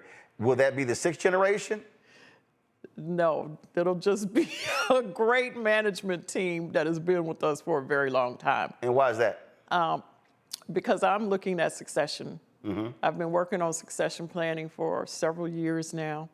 And, you know, by 2030, I'd like to cut back on my hours in the office. And so I want to start the succession now. And I'll have 5 years to see it through.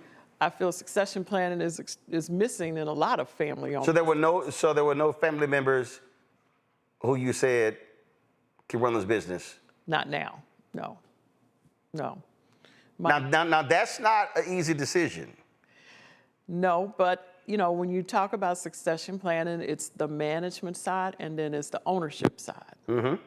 So I'm looking at how to deal with the ownership side with actual family members and probably some of my staff members.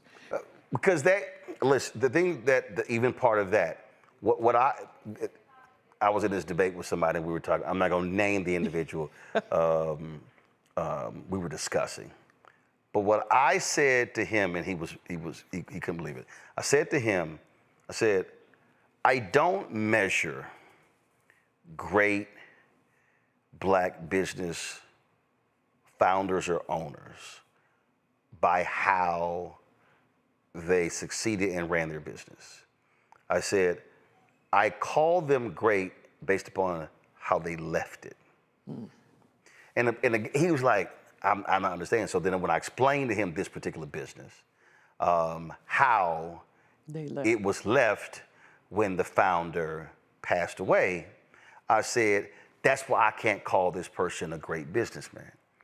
I said he was a good businessman. He was great while he lived. I said, but those who are great is that they properly position the business to succeed without them, and they made those succession plans very clear. And so that's whether it's a pastor of a church, whether it's a business owner, that is a huge— A politician. You're right. Yeah, say politician as well. But that is a huge part of legacy, that you are thinking about that, and it's not just solely about me, myself, and I. No. I feel it's incumbent upon me to get in the right management team to carry this business forward without me, and to grow it. It shouldn't just be on my shoulders. And so I've been working at that for a while. And, I had to take a sabbatical this year for a couple of years. So the management team that I'm putting in place actually started running the company back in February. And we just kept it going. As you know, I'm on a book tour. Well, somebody got to do some work. Somebody's got to do some work. Last question I ask all book authors this, and that is, in the writing of the book and doing the research, what was your wow moment? Was there something that you remembered, or was there something about the research that caused you to go, wow, that was unbelievable, that's crazy? There's a whole chapter on Birth of a Nation. And the movie? The movie. Got it. And, what does that have to do with construction? But it has a lot to do with all Black businesses at that time, because that was when Black businesses who had white patrons had to shift to only have Black patrons, because at that point, just that imagery alone made white people not want to go to Black businesses anymore. And, not only not go to them, just out and out kill us too. Right. Because if you were white and you hated us, this just gave you the license to go ahead and kill. Yeah, Julianne Malveaux talks about that in her research. She said, a lot of people understand, a lot of the lynchings were not tied to some white man speaking to a white person or whatever. It was the jealousy of the success of Black-owned businesses. It was jealousy. That's the root of it. It's the brokenness of those people that couldn't deal with Black people succeeding. Right. You just left us alone. You segregated, you did everything, had folk enslaved, did all of that, and now you mad because despite all of that, we still rise. Right. We're rooted and we still rise. Right. Well, some things change, some stay the same. Y'all, the book is The Black Family Who Built America, the McKisics, 2 Centuries of Daring Pioneers. Cheryl McKissack Daniel with Nick Childs. Get the book, folks. Y'all know how we believe about history versus his story. And so that is critically important. And so again, Cheryl, we appreciate it. Thanks a lot. Thank you. Folks, going to go to a break. We come back. We're going to chat with Lamell McMorris, a businessman from Chicago, growing up on the south side of Chicago, to running and owning several different businesses. In his book, he talks about the importance of having resilience. That conversation is next, right here, Roland Martin Unfiltered on the Black Star Network.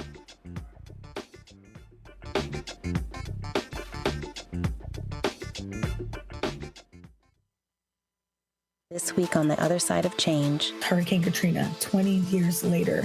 Cannot believe that it's been more than 20 years since we saw Black people and Black communities across New Orleans and the South being failed by our government. But it's a harrowing lesson. We're going to unpack how race and class intersect in ways and how we need to talk about this government doing more for our communities.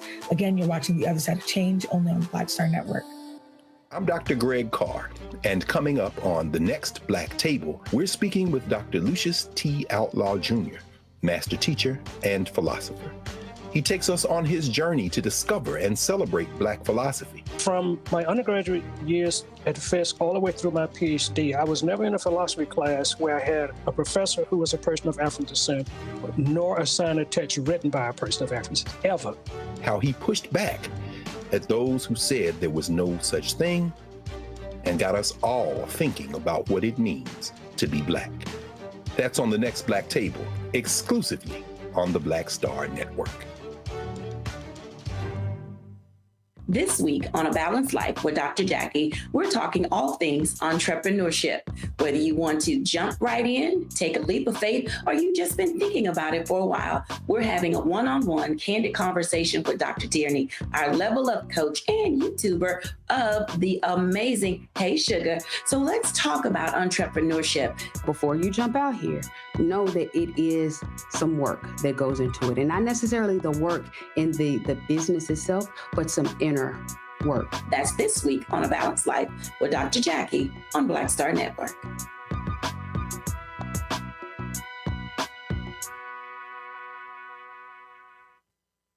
On the next Get Wealthy with me, Deborah Owens, America's Wealth Coach, we talk about the principles of mindset, strategy, and execution. This week, we're adding a fourth, faith. You're going to hear from a mother and daughter duo who are helping thousands of Black women build wealth, all through their faith. You are more than you can ever imagine. Not just obtaining things to show that, but seeing yourself. Making your faith work for you. That's right here on Get Wealthy, only on Black Star Network.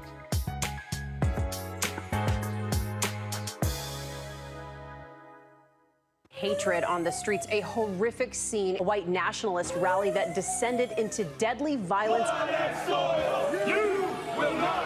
White people are losing their damn minds. As an angry pro-Trump mob storms the U.S. Capitol, we've seen Shutdown. We're about to see the rise of what I call white minority resistance. We have seen white folks in this country who simply cannot tolerate Black folks voting. I think what we're seeing is the inevitable result of violent denial. This is part of American history. Every time that people of color have made progress, whether real or symbolic, there has been what Carol Anderson at Emory University calls white rage as a backlash. This is the rise of the Proud Boys and the Boogaloo Boys. America, there's going to be more of this. Here's all the Proud Boys, guys. This country is getting increasingly racist in its behaviors and its attitudes because of the fear of white people. The fear that they're taking our jobs, they're taking our resources, they're taking our women. This is white fear.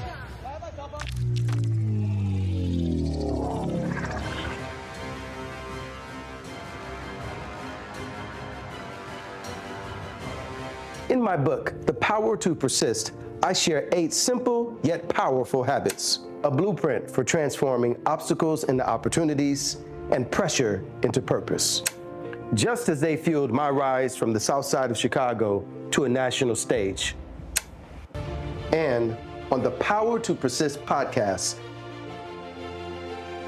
I bring that blueprint to life.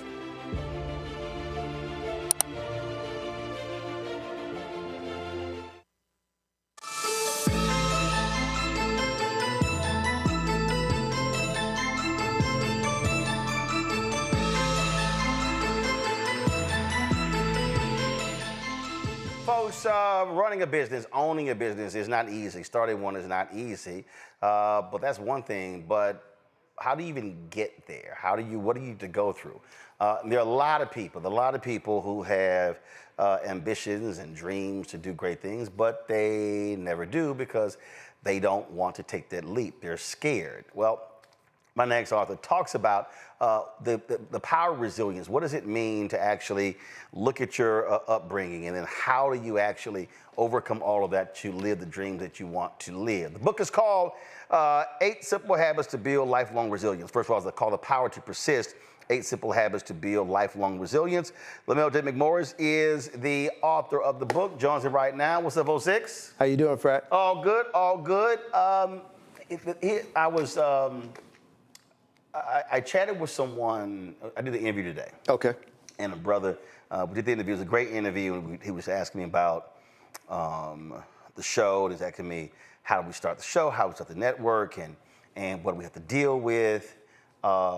And he asked me about fear. And I told him, I said, well, I wasn't scared. I said, I wasn't scared because I said, I wasn't focused on content. I said, I was focused on the business of the business. I said, how do you generate money? How do you build that? And he was very surprised by that. And I think for a lot of people, we talk about becoming an entrepreneur, becoming a business owner. They are fearful, and I believe they're fearful because of what they don't know, and they haven't taken the time to study, to focus, to understand the business of the business, and then go from there. I think fear is, by the way, first of all, thank you for having me.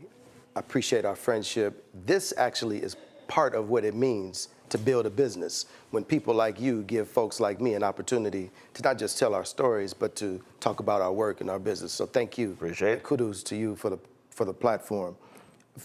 Fear is actually fuel. It actually becomes part of the energy. Did I wake up this morning as an entrepreneur and a business owner worrying about bills, how I was gonna pay people, how I'm gonna, absolutely. But you don't let that consume you. You actually let that be the fuel that makes you go get it, that makes you go work, that makes you go propel. You don't get caught up in the fear. I describe Roland, an entrepreneur, as someone who goes on top of this nice fancy building, jumps off, and then figures out what's gonna happen on the way down. You jump, you take the leap, but staying in business, building a business is what helps you on the way down figure out how to stay in business. But the fear also for me, again, when we talk about the idea of resilience. Right. You're going to face that. You're going to fail. It's going to happen. You're going to have hardships. And that to me, it ain't simple. And so what I tell folks is that's actually what you have to fortify yourself. How do you prepare yourself every day for that letdown when that contract didn't come through? And man, you were banking on that, and but you already had dreams of what you were going to get, what you were going to do. Yeah. And then now you're depressed and tired. It's like, okay, well, no, now that's done. Now I got to go to the next thing. And that to me is also the difference between the folk who we talk about today, who are highly successful, and those who are not, because they understood I can't let that small setback keep me from trying to get to my dreams. So I mentioned it in the book. I think you know my relationship with Reverend Jesse Jackson Sr. And he has this saying that, look, if you knock me down right now, that's on you. If you come back next week and I'm still down, that's on me. As someone whose business partner walked out, I've been fired. It is at that moment where you have to figure out who you are, you have to figure out whose you are, and you have to come up with a plan. In the book, the habits I talk about are being vulnerable, being agile when the door closes. How do you maneuver? How do you navigate to start something new, to reinvent yourself? We talk about this dogged determination. When I think about Roland Martin and all that he's been through to start up this network that has 1.5 million, but coming from being other situations where that didn't work out so well, we don't stop. We just keep going until we figure out and until we reach the goals we set, until we succeed. See, you have these points. Yeah. And your chapter 3 is work ethic. I just simply believe, out of all of them, that is the most important. And the reason because when young people come to me and they say, oh, if there's one thing, what piece of advice could you give me or to these students or whatever, and to be a great journalist? I said, what I'm about to tell you applies to any job you're going to. I said, you gotta have work ethic. No doubt about it. Deion Sanders says, I need those folks who got some dog in them. That's right, he does say. And the thing for me is that's what drives me crazy. Yeah. People who work for me, people who've interned for me, it drives me crazy. I don't care if you've been in this business 3 days, 3 years, or 30 years. I got to see work ethic. I got to see you give a damn and you come in here early and you're putting in the time and you're learning new stuff and you're not just relying on somebody else that you're like, no. I'm gonna stay on top of what's happening in the business. To me, that's what separates. No doubt about it. So the journey, by the way, today we are very excited about the fact that, as a first-time author, book coming out today for the first time, September 23rd, we're already an Amazon bestseller, right? But I mention that because we're proud, but, my publisher may get mad at me. When you engage in this process, the publisher has, their plan, right? But then Lamell, the author, has to have his plan. Right. And so you kick in and you do the extra work, you go beyond, and I think part of what we've been able to do, and I talk about network is one of the habits of being resilient in the book. I've gone beyond, above and beyond, and thank God it's now paying off. I'm convinced, Roland, that there are people that are smarter than you and I. There are people that are taller than you and I. There are people that look better than you and I. But I don't think anybody is going to outwork us, and that's the difference. You got to lean into your strength and what you can do best. And the work ethic also, it means that it also is tied to the business. Yes. So a guy stopped me and he said, man, you carry your own stuff? Yeah. Oh, yeah. You don't have somebody who does this stuff? Oh, yeah. You talk about somebody who didn't want to open their mail. Yeah. And I'm like, yeah. I said, here's what you don't understand. I said, why am I said, let's run the numbers. Yeah. I said, it takes me 15 minutes to set my stuff up. Why am I going to pay somebody a full day rate? Yeah. An airline ticket? Yeah. A hotel? Yeah. A per diem to do what I can literally set up in 15 minutes? I said, that's a dumb business move. Well, you know this because, first of all, servants of all, we shall transcend all. It's hard to lead from behind. That's for all of y'all Omegas, Kappas, Iotas, and Sigmas. It's two of them in that control room. They know. Yeah. It's hard to lead from behind. And that Delta too. Yeah, you know. Yeah. And I think that the first step towards leadership is to first be a good servant. Dr. King said that everyone can lead because everyone can serve. Right. You don't have to have a college degree. You don't have to have your PhD. You don't have to understand. Or you don't have to have a title. You don't have to have a title. And what people don't recognize is, everybody sees, and this is what I love about being here in your studio. Everybody sees the glory. Everybody sees the results, but people don't focus on the story. Mm-hmm. The story, what people don't see you do, carrying your own stuff. I've been with you, carrying your own stuff, setting up your own equipment. You can't you can't skip over the story. You cannot skip over the work part in order to get to this part. You grew up in Chicago. South Side of Chicago. What did you see? Or did someone else see what you're doing now and said, no, this is what you're going to do? It's a combination of both. I'm clearly the result of a lot of people pouring into me, my mom, my family, mentors, etc. But there's an old gospel song that I really didn't understand until later in life, and it says, something within me. All I know is I thank God for whatever that something is. As a kid who grew up on 66 in Cottage Grove in Woodlawn, I was always attracted to politics. Chicago's a very political place, but I was the kid who could tell you, even as a child, who the alderman was, who the mayor was, who my member of Congress was. I knew the president's name, the vice president. And so that seed was planted in the shadow of Harold Washington becoming the first black mayor of Chicago, which was... Now, why was that planted? Were your mother, were your folks involved in the campaign? No, or were you just, was it watching television, newspaper? I was always that kid at the table with adults, making decisions about public policy stuff. I was the current events perfect exam.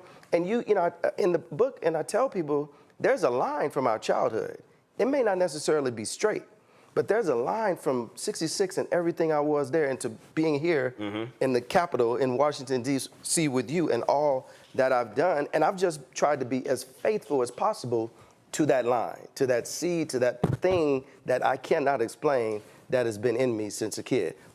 Fostered and facilitated by family, by church, by mentors. But it was something that unexplainable that put this in me that makes me who I am today. Through the habits, through work ethic, through determination, through school, absolutely, you have to put in the work, but it's also that intangible that I think has always been there. Earlier you talked about working with Reverend Jesse Jackson Sr. You had other opportunities. Yes. Who will be 84, as a matter of fact, in about a week and a half. Absolutely. When did you know, or what was it, walk people through, when you knew whatever the job was, it was time to go? Because see, that to me is also another hard thing for people who want to fulfill dreams. Because I go back to fear. Yes. And what am I going to get paid? What's going to happen? Or whatever the heck. Not realizing that you have to know yes, when it's time to go. I've never told this publicly, so kudos to you for getting it out of me, and what a phenomenal question. I was, when you travel with Reverend Jackson, and at the time I did, so for everyone, I was Reverend Jackson's body man. So what Reggie Love was to Obama, that's what I was to Reverend Jackson at the height of his prominence and stature, going to the White House. I've stayed in hotels I never dreamed of, traveled in ways that I've never dreamed of. And so it was one occasion. Because people have no idea, especially out of the country, Reverend Jackson is seen as, oh my goodness, as a diplomatic figure. I mean, there are motorcades. There are people don't understand how he's received around the world. No. We're down the street right now in your studio from the White House. I remember being able to drive. He would, not everyone. He could drive. We would drive the car directly up to the front door to be able to see the nation and the world, to your point, through Reverend Jackson's eyes. It's immeasurable what that has done for me. But I remember we would get on private planes a lot. Occasions people would let us use their plane, and that's how we would have to travel, because we would be in 5, 10 cities, in 24 hours. On this one occasion, we got on a private plane, and I looked around, and it finally hit me, and I said, how do I get one of these? And that was it. When I determined that I could stay with Reverend Jackson for years, and boy, it's comfortable. Boy, I'm getting all kind of access. But how do I figure out how to be still true to what I've been called to do, but achieve some of these goals on my own? And that's when I knew it was time to. So when you asked that question, that's when you said. When I asked that question to myself, I got on that plane and I looked around and I said, this is great, and we ride on a lot of these, but how do I get one of these for myself? And boom. I knew at that point it was time for me to transition from that role. And so, in doing so,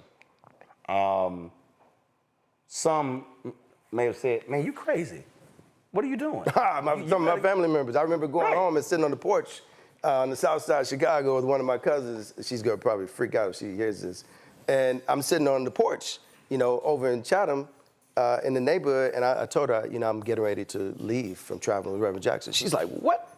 Because for our people, at that time, the role I had, being with him everywhere, presidents around the country, around the world, what do you mean? And so, but I was not deterred. As a matter of fact, that again becomes part of the fuel. And, I give much credit to him for the exposure and showing me what was possible. And part of that is part of the journey. We need I tell people, your network is your net worth. And show me your friends and I'll show you your future. So being in close proximity to people like that allowed me to open my eyes to what was possible. You say 8 simple habits to build lifelong resilience. Yes. But they're not simple. They're not. But they're also, for most folks, they won't be new. I think what I'm offering is a chance to revive that which may be dormant in you. Perhaps you don't recognize you're being agile, but you don't know the power of the purpose of really harnessing agility.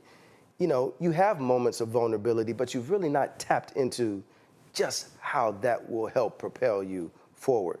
You think that you're determined, but you know, maybe we could turn it up a notch. And the one that I lean on, and I know you do too, the habit that I lift up towards the end of the book is faith. You know, we all go through church, and this term faith is thrown out there. Right. And we define it, those of us who are Christians, as the substance of things hoped for and the evidence of things not seen. But there is that. But Roland, I'll submit to you, I'll submit to you that when I came to an understanding that I am the substance of things hoped for, I am the evidence of things not seen, for ancestors and aunts and grandparents and great-grandparents that I never met, who never would have dreamed or imagined that I could have the opportunity to do the things that I do. That's a different level of trigger and harnessing of our faith and how that plays into our ability to be resilient. I'm curious to hear how you answer this question. I'm sure there are people who come up to you all around the country, the world, who say, I want you to be my mentor. When that happens, how do you respond?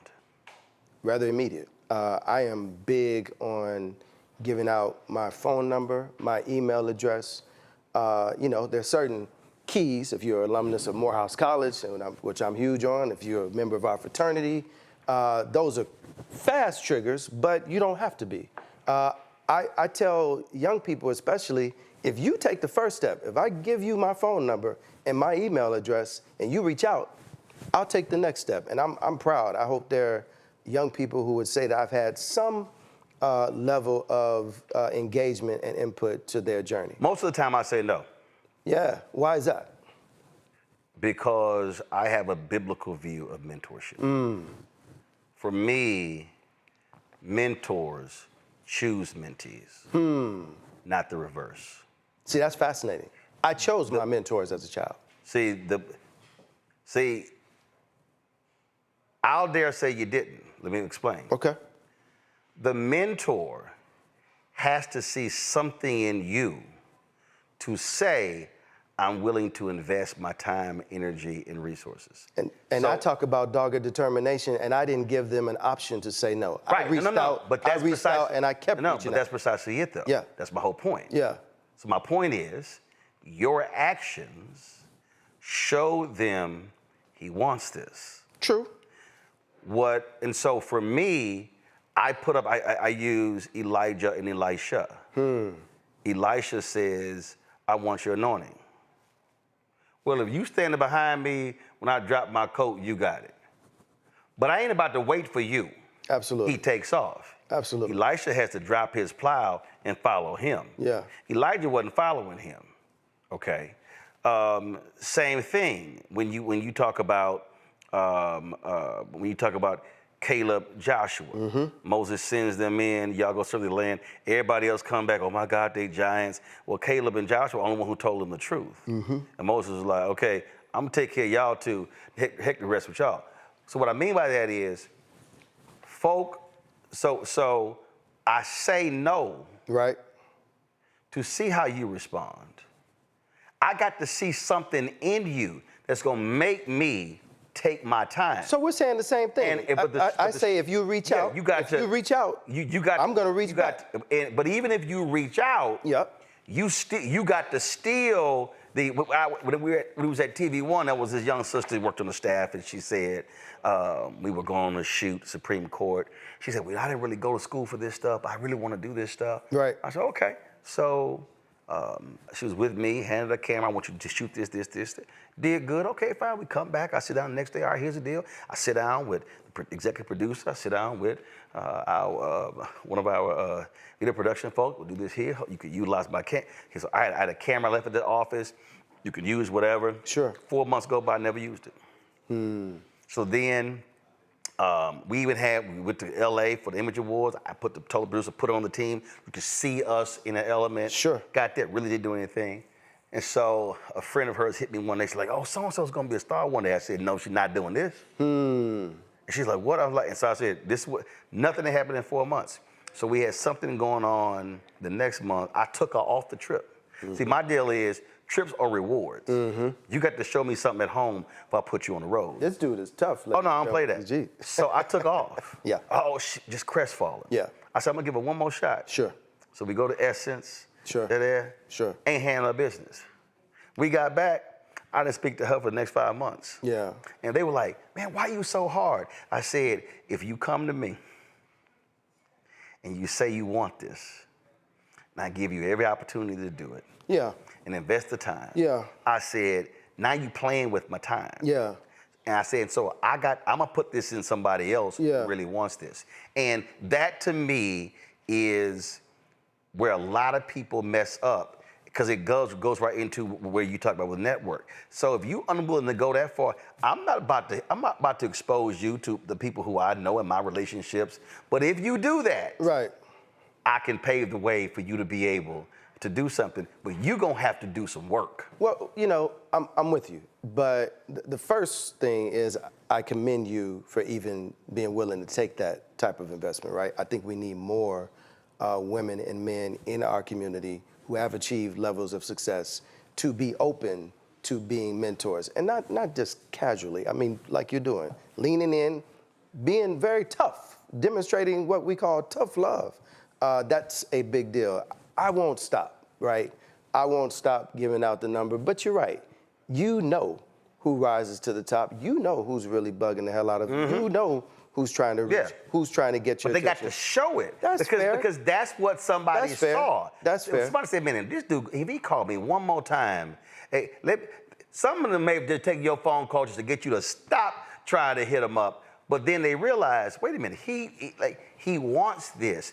And that to me is what you have to do if you're trying to achieve something, if you're trying to open a door. Closed mouths don't get fed. No, you're right. But, you know, you're also assuming, though, with that perspective, that this generation especially has had a similar journey that we have. I am trying to I'm trying to exhibit a tad bit more grace, which is a big deal for me. You got way more grace than I do. Only because, you know, I can't fault them for what they've not been taught. I can't fault them for living in this world where they're a button away from having everything, they can get everything. They've not had to be as resilient. They've not learned. So part of the impetus and drive to write this book is to not only help folks like you and I, but to show a generation that has not had the journey that we've had, that doesn't know that instinctively to do some of the things. Absolutely.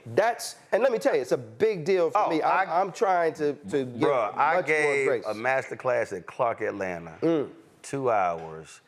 I literally walked through multiple examples of how I had benefited in my career because of this networking and this, how I established a relationship, how I got to know, all this sort of stuff. Sure. I get done, most of them walk out. Yeah. Don't even ask for the email or the number. Yeah. Yeah. I come down to the front, I take, multiple come up, want photos. Yeah. Don't ask for nothing. I said. They're a product of their generation. And I literally said, I'm sorry, did anybody listen to what I said up there? Right. And I said, not one of y'all? Yeah. Now, mind you, these are journalism students. Yeah. So this is not like engineering, whatever. No. This is media. I said, I just explained to y'all how I would not let anybody in media hit Jack Yates High School, Texas A&M, and they did not beat me. And I said, and you walked up to me and asked for a selfie, and you didn't ask me for my contact information. So that story, you know, only fuels, you know, my desire to lean in more. And I hope for folks listening, that story does the same thing for them. These young people need us in a way that we have never imagined. The fact that you had to shout out and damn near pull people back into the room to say, hey, did you hear me? And that's not an HBCU thing. Same thing happened. I spoke at Texas Christian University. White private school in Fort Worth, but same thing. The first instinct is for the selfie. Oh, man, Roland Martin is here. But very few are going to figure out, you know, I think this is true. From what I understand, I think you remember years back, Robert Smith gave the money for the graduating class. Coupled with that, people just saw the financial, but he also offered himself on an occasional basis to get on the line with the brothers and have conversation. It was unfortunate, the amount of young men that did not take advantage of that aspect of the gift. Right. So the gift was not just financial. Right. The gift of time. Right. The gift of my experience. The gift of relationship. The gift of relationship. And see, that's just it. I think networking is a very superficial term. You and It is. We exchange a business card. True relationships are built when, you call me, Roland. It's like, hey, man, when are we going to play golf? Hey, man, how's your mama doing? Hey, man, how's your family doing? People are invested in who you are beyond the business. And when they are invested that way, they're going to do whatever they can to ensure that you're successful. I remember when Jada Smith she executive produced a documentary on Angela Davis. We were at the screening in New York. Yeah. And we're waiting for her to come through. Will comes over, and I'm about to interview him. He said, wait, before I start, he turns to the camera. He says, I want y'all to know. He said, this brother reached out just to say hi, happy birthday, that's right, happy anniversary, that's right, don't want nothing, that's right, hasn't asked me for anything. That's right. And I said, yeah. And I've had people say, man, but man, you were facing tough times. Why don't you call so-and-so and so-and-so? Yeah. I'm saying, no. Not understanding that, no, didn't need to, or I didn't feel it was necessary. That's right. And I've said to folk, because when you talk about networking, those relationships may not manifest into something for 5, 10, 15 years. Absolutely. Or you may never get anything monetarily out of it. That's right. But you simply have the relationship. Yeah. And that to me is a great mistake. And I've actually had to snatch some folks by saying, yo, I need you to chill your ass out and relax. Yeah, yeah. You pushing too damn hard. Yeah. Okay? Let this shit breathe. Yeah. I'm like, calm down. Yeah. Know how to ease in, how to ease out, know how to watch that person, understand. And because I said, you can't make this thing about what you want. You got to also learn to look at that person, study that person, and then just know how to move. Because sometimes you meet some folks and you get on their damn nerves. And you also, before asking something from someone, should figure out how you can pour into them first. Ronaldo Glover, he was the alpha brother. He was the chairman of the FISP Board of Trustees, City College of Chicago. Matter of fact, ran Reginald Lewis's business after he passed away. Very good friends with his wife. Ronaldo would often, he would meet, and this is what he would say: how can I be of assistance? That's right. That's right. Didn't matter. That was his, that was one he always. How can I help you? He always said, how can I be of assistance? Yeah. He was being replaced as the chair of the City College of Chicago when new mayor came in, because he lived in Chicago. So basically, he's getting fired. Right. He tells the white guy, okay, how can I be of assistance? And the guy was completely shocked by it. Right. But Ray, that was always his thing. Yeah. That was the question he would always ask. Yeah, I embrace that, and I do the same thing. In every meeting, it's how can I be of help? People start, they talk, but at the end of the day, it's how can I be of help? I ask every book author this, and this will be the last question I'll ask you. Whenever one is writing a book, researching a book, doing these things, there's always a wow moment. Something happens where they go, a memory gets jarred, then they go, wow, man, I forgot about that. Or just something pops off. What was it for you? So in the process, your publisher asks you for the first half of the book so that they can do an initial review. And I thought, You're writing the book before the book. Right. Yes, yes. But I'm thinking, okay, I'm writing this book for Roland, and I'm going to give him these habits that he can use to become more resilient. She pushed the book back to me. And she said, no, if people don't see and understand your authentic, resilient journey, then it's not going to work. The most frustrating, I'm thinking, I'm proud of myself, I submitted this. It forced me, To go inward. Put a mirror up and divulge things that I've never admitted, said out loud, and definitely not in this way. And I am the better for that type of liberation. That was the aha moment. Because what? For the history, your whole deal was normally private, reserved. Well, I thought I was writing a simple self-help book for Roland. That it was for you. It wasn't for me. But in order for it to help me, I need to know how you applied these things. No doubt about it. You went through. No, but that was the aha. Yeah. I didn't, as a new author, I did not know that. I thought, I could write this and I could shield all my stuff. I don't have to talk about my reserve. Let me just, no. Because your personal story, that's actually how someone actually then connects with what you're trying to say. It's important for people to know I lost a business. It's important that people know, I've been fired. It's important for people to know, I struggle every day.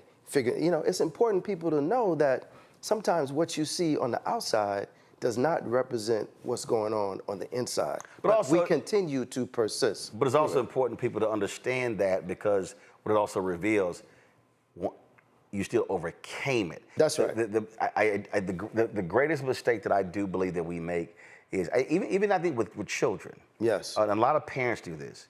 A lot of parents, they don't talk about pain and suffering. They don't talk about financial issues with their children or whatever the heck. Yeah. So then that child has no understanding of what they're actually going through. I remember I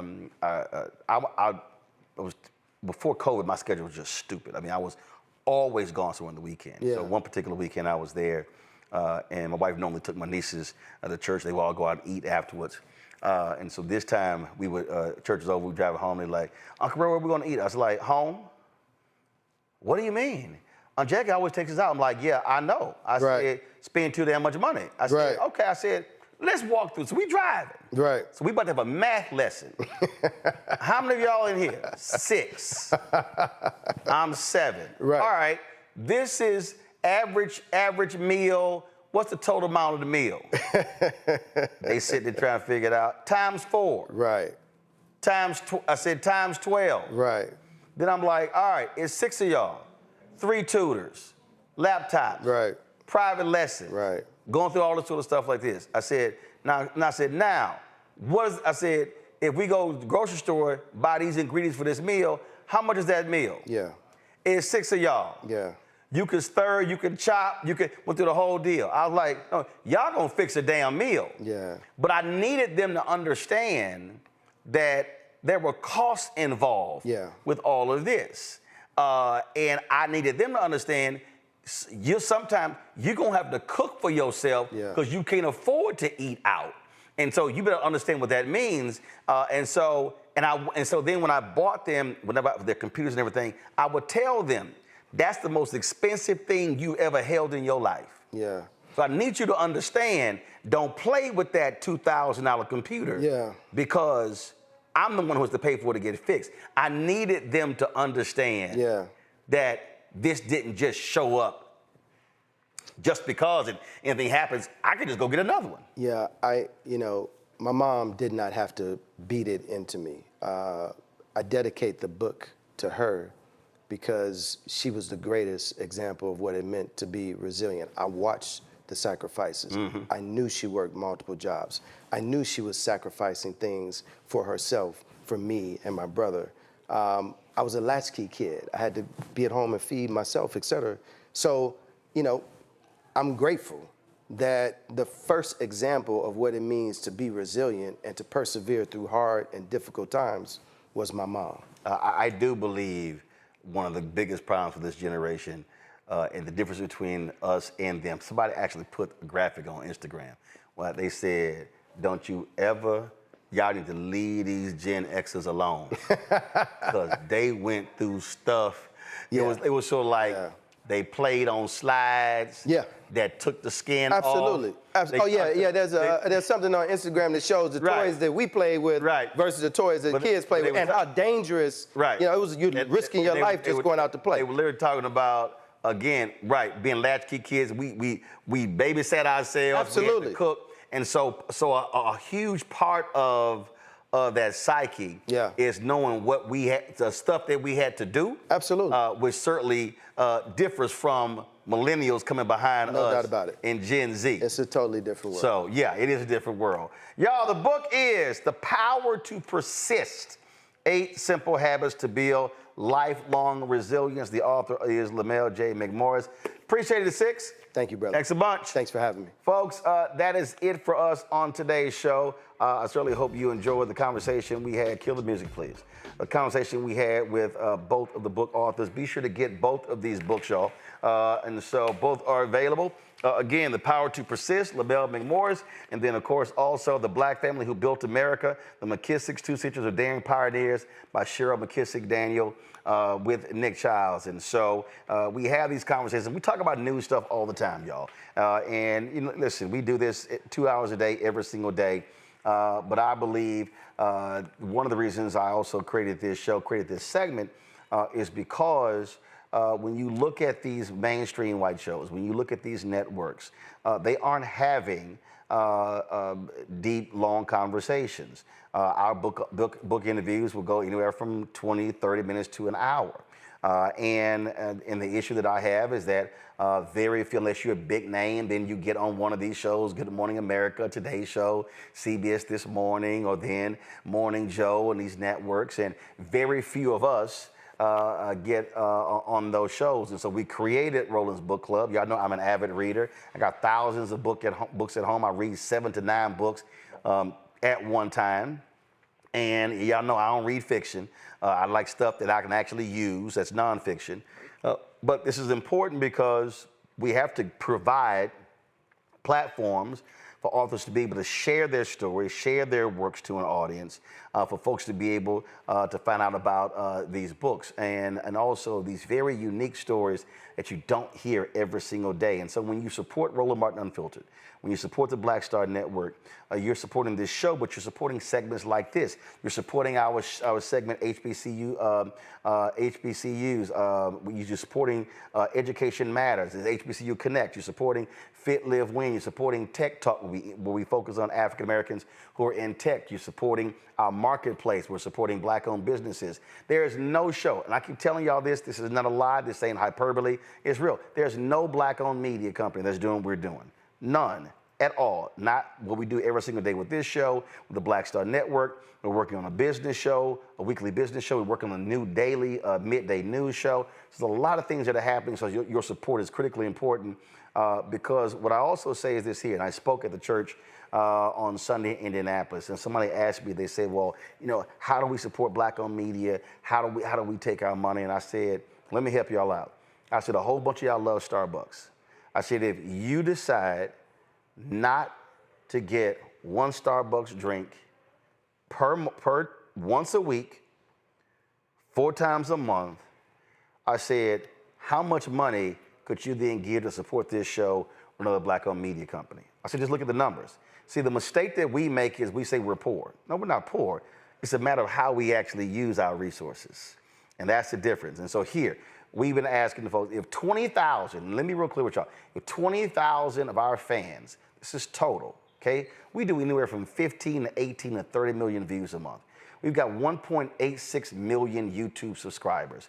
We've got 700,000 plus or 800,000 on Instagram, more than 700,000 on Twitter, 1.4 million on Facebook, 105,000 on TikTok. And we're on Snapchat, we're on Spill, Spoutable, LinkedIn, all the platforms. If 20,000 people gave this show network $50 a year, I didn't say a month, a year, that's $4.19 a month, 13 cents a day. Yeah, that's $1 million. That literally handles 5 months of expenses for this entire network. That's it, 5 months. I can take you at a risk. So that shows you how critically important. If 20,000 people, Dr. King said April 3rd, 1968, his last sermon at Mason Temple, he said, Black people individually are poor, yet collectively represent one of the biggest economies in the world. He said we have to learn to move as a collective. And so if you want to see this show, this network grow, your support is critically important. I love these Simple Simon Negroes who say, see, Roland Martin, he is begging. But you see the result of my so-called begging. You don't just see me sitting here. We're sitting in the 5,800 square foot studio. We're about to have an event here, a broadcast going to be handling. Y'all, we can literally, matter of fact, Henry, do me a favor. Give me this shot. Give me the shot here. I just want y'all to see. We got about 60, just give me something. We got about 60 chairs in here. We're going to do this soon. We're going to actually have a live studio audience in here to actually broadcast. I don't think y'all understand what I'm saying. You can't do this if you don't build the infrastructure. You can't do this if you do not have the resources to do it. So just imagine when we have this, when we pack this room out, a live studio audience to do a conversation here. Y'all, that takes money. Renting these chairs costs money. And so that's what I want y'all to understand. So I purposely show y'all what we do here so you understand there's a cost associated with everything that we do. We're trying to give you something that Black-owned media has never done. We're trying to give you something that BET is not giving you right now. TV One is not giving you right now. Not one Black network is giving you right now. And that is a high-quality Black news show where Black people are centered every single day. So to support us via Cash App, use the Stripe QR code. You see it right here in the left-hand corner. Again, you can support us with Cash App. So the multiple ways you can support our show, the Stripe QR code, bottom left-hand corner. Use that QR code. You have PayPal is R Martin Unfiltered, Venmo is RM Unfiltered, Zelle, Roland at RolandSMartin.com, Roland at RolandMartinUnfiltered.com. Checks and money orders, make it payable to Roland Martin Unfiltered, P.O. Box 57196, Washington, D.C. 20037-0196. Download the Black Star Network app, Apple phone, Android phone, Apple TV, Android TV, Roku, Amazon Fire TV, Xbox One, Samsung Smart TV. If you want to get my book, White Fear, How the Browning of America is Making White Folks Lose Their Minds, get it. Bookstores, online. Also, get the audio version I read on Audible. You don't want to miss that as well. If you want to get our Roland Martin Unfiltered Black Star Network swag, go to shopblackstarnetwork.com. All of our new shirts, you see them on the website, including the one that I have here, FAFO Project 2025 with Project Crossed Out. Get that on the website as well. Also, you see all those items on my news desk. Those are Black-owned products. Those backpacks and those spices and desserts and candles and shirts. The head wraps for fitness, all of that. All of those things you see, go to shopblackstarnetwork.com. You will see all of those. Those are Black-owned companies that are on shopblackstarnetwork.com. So please support them as well, because we have to build Black-owned businesses, which build capacity, which builds wealth. And so go to shopblackstarnetwork.com, shopblackstarnetwork.com. And don't forget, I need everybody to download the app Fanbase, of course, social media app. You can do what you do with Instagram, what you do with Twitter, all that sort of stuff is there on Fanbase. If you want to invest in Fanbase, they are very close to ending the Series A raise. They've raised $13.1 million. The goal is to raise $17 million. So if you want to invest, because we have to own where we are. So go to startengine.com/Fanbase. Folks, that's it. I'll see you tomorrow. Right here, Roland Martin Unfiltered on the Black Star Network. Holla!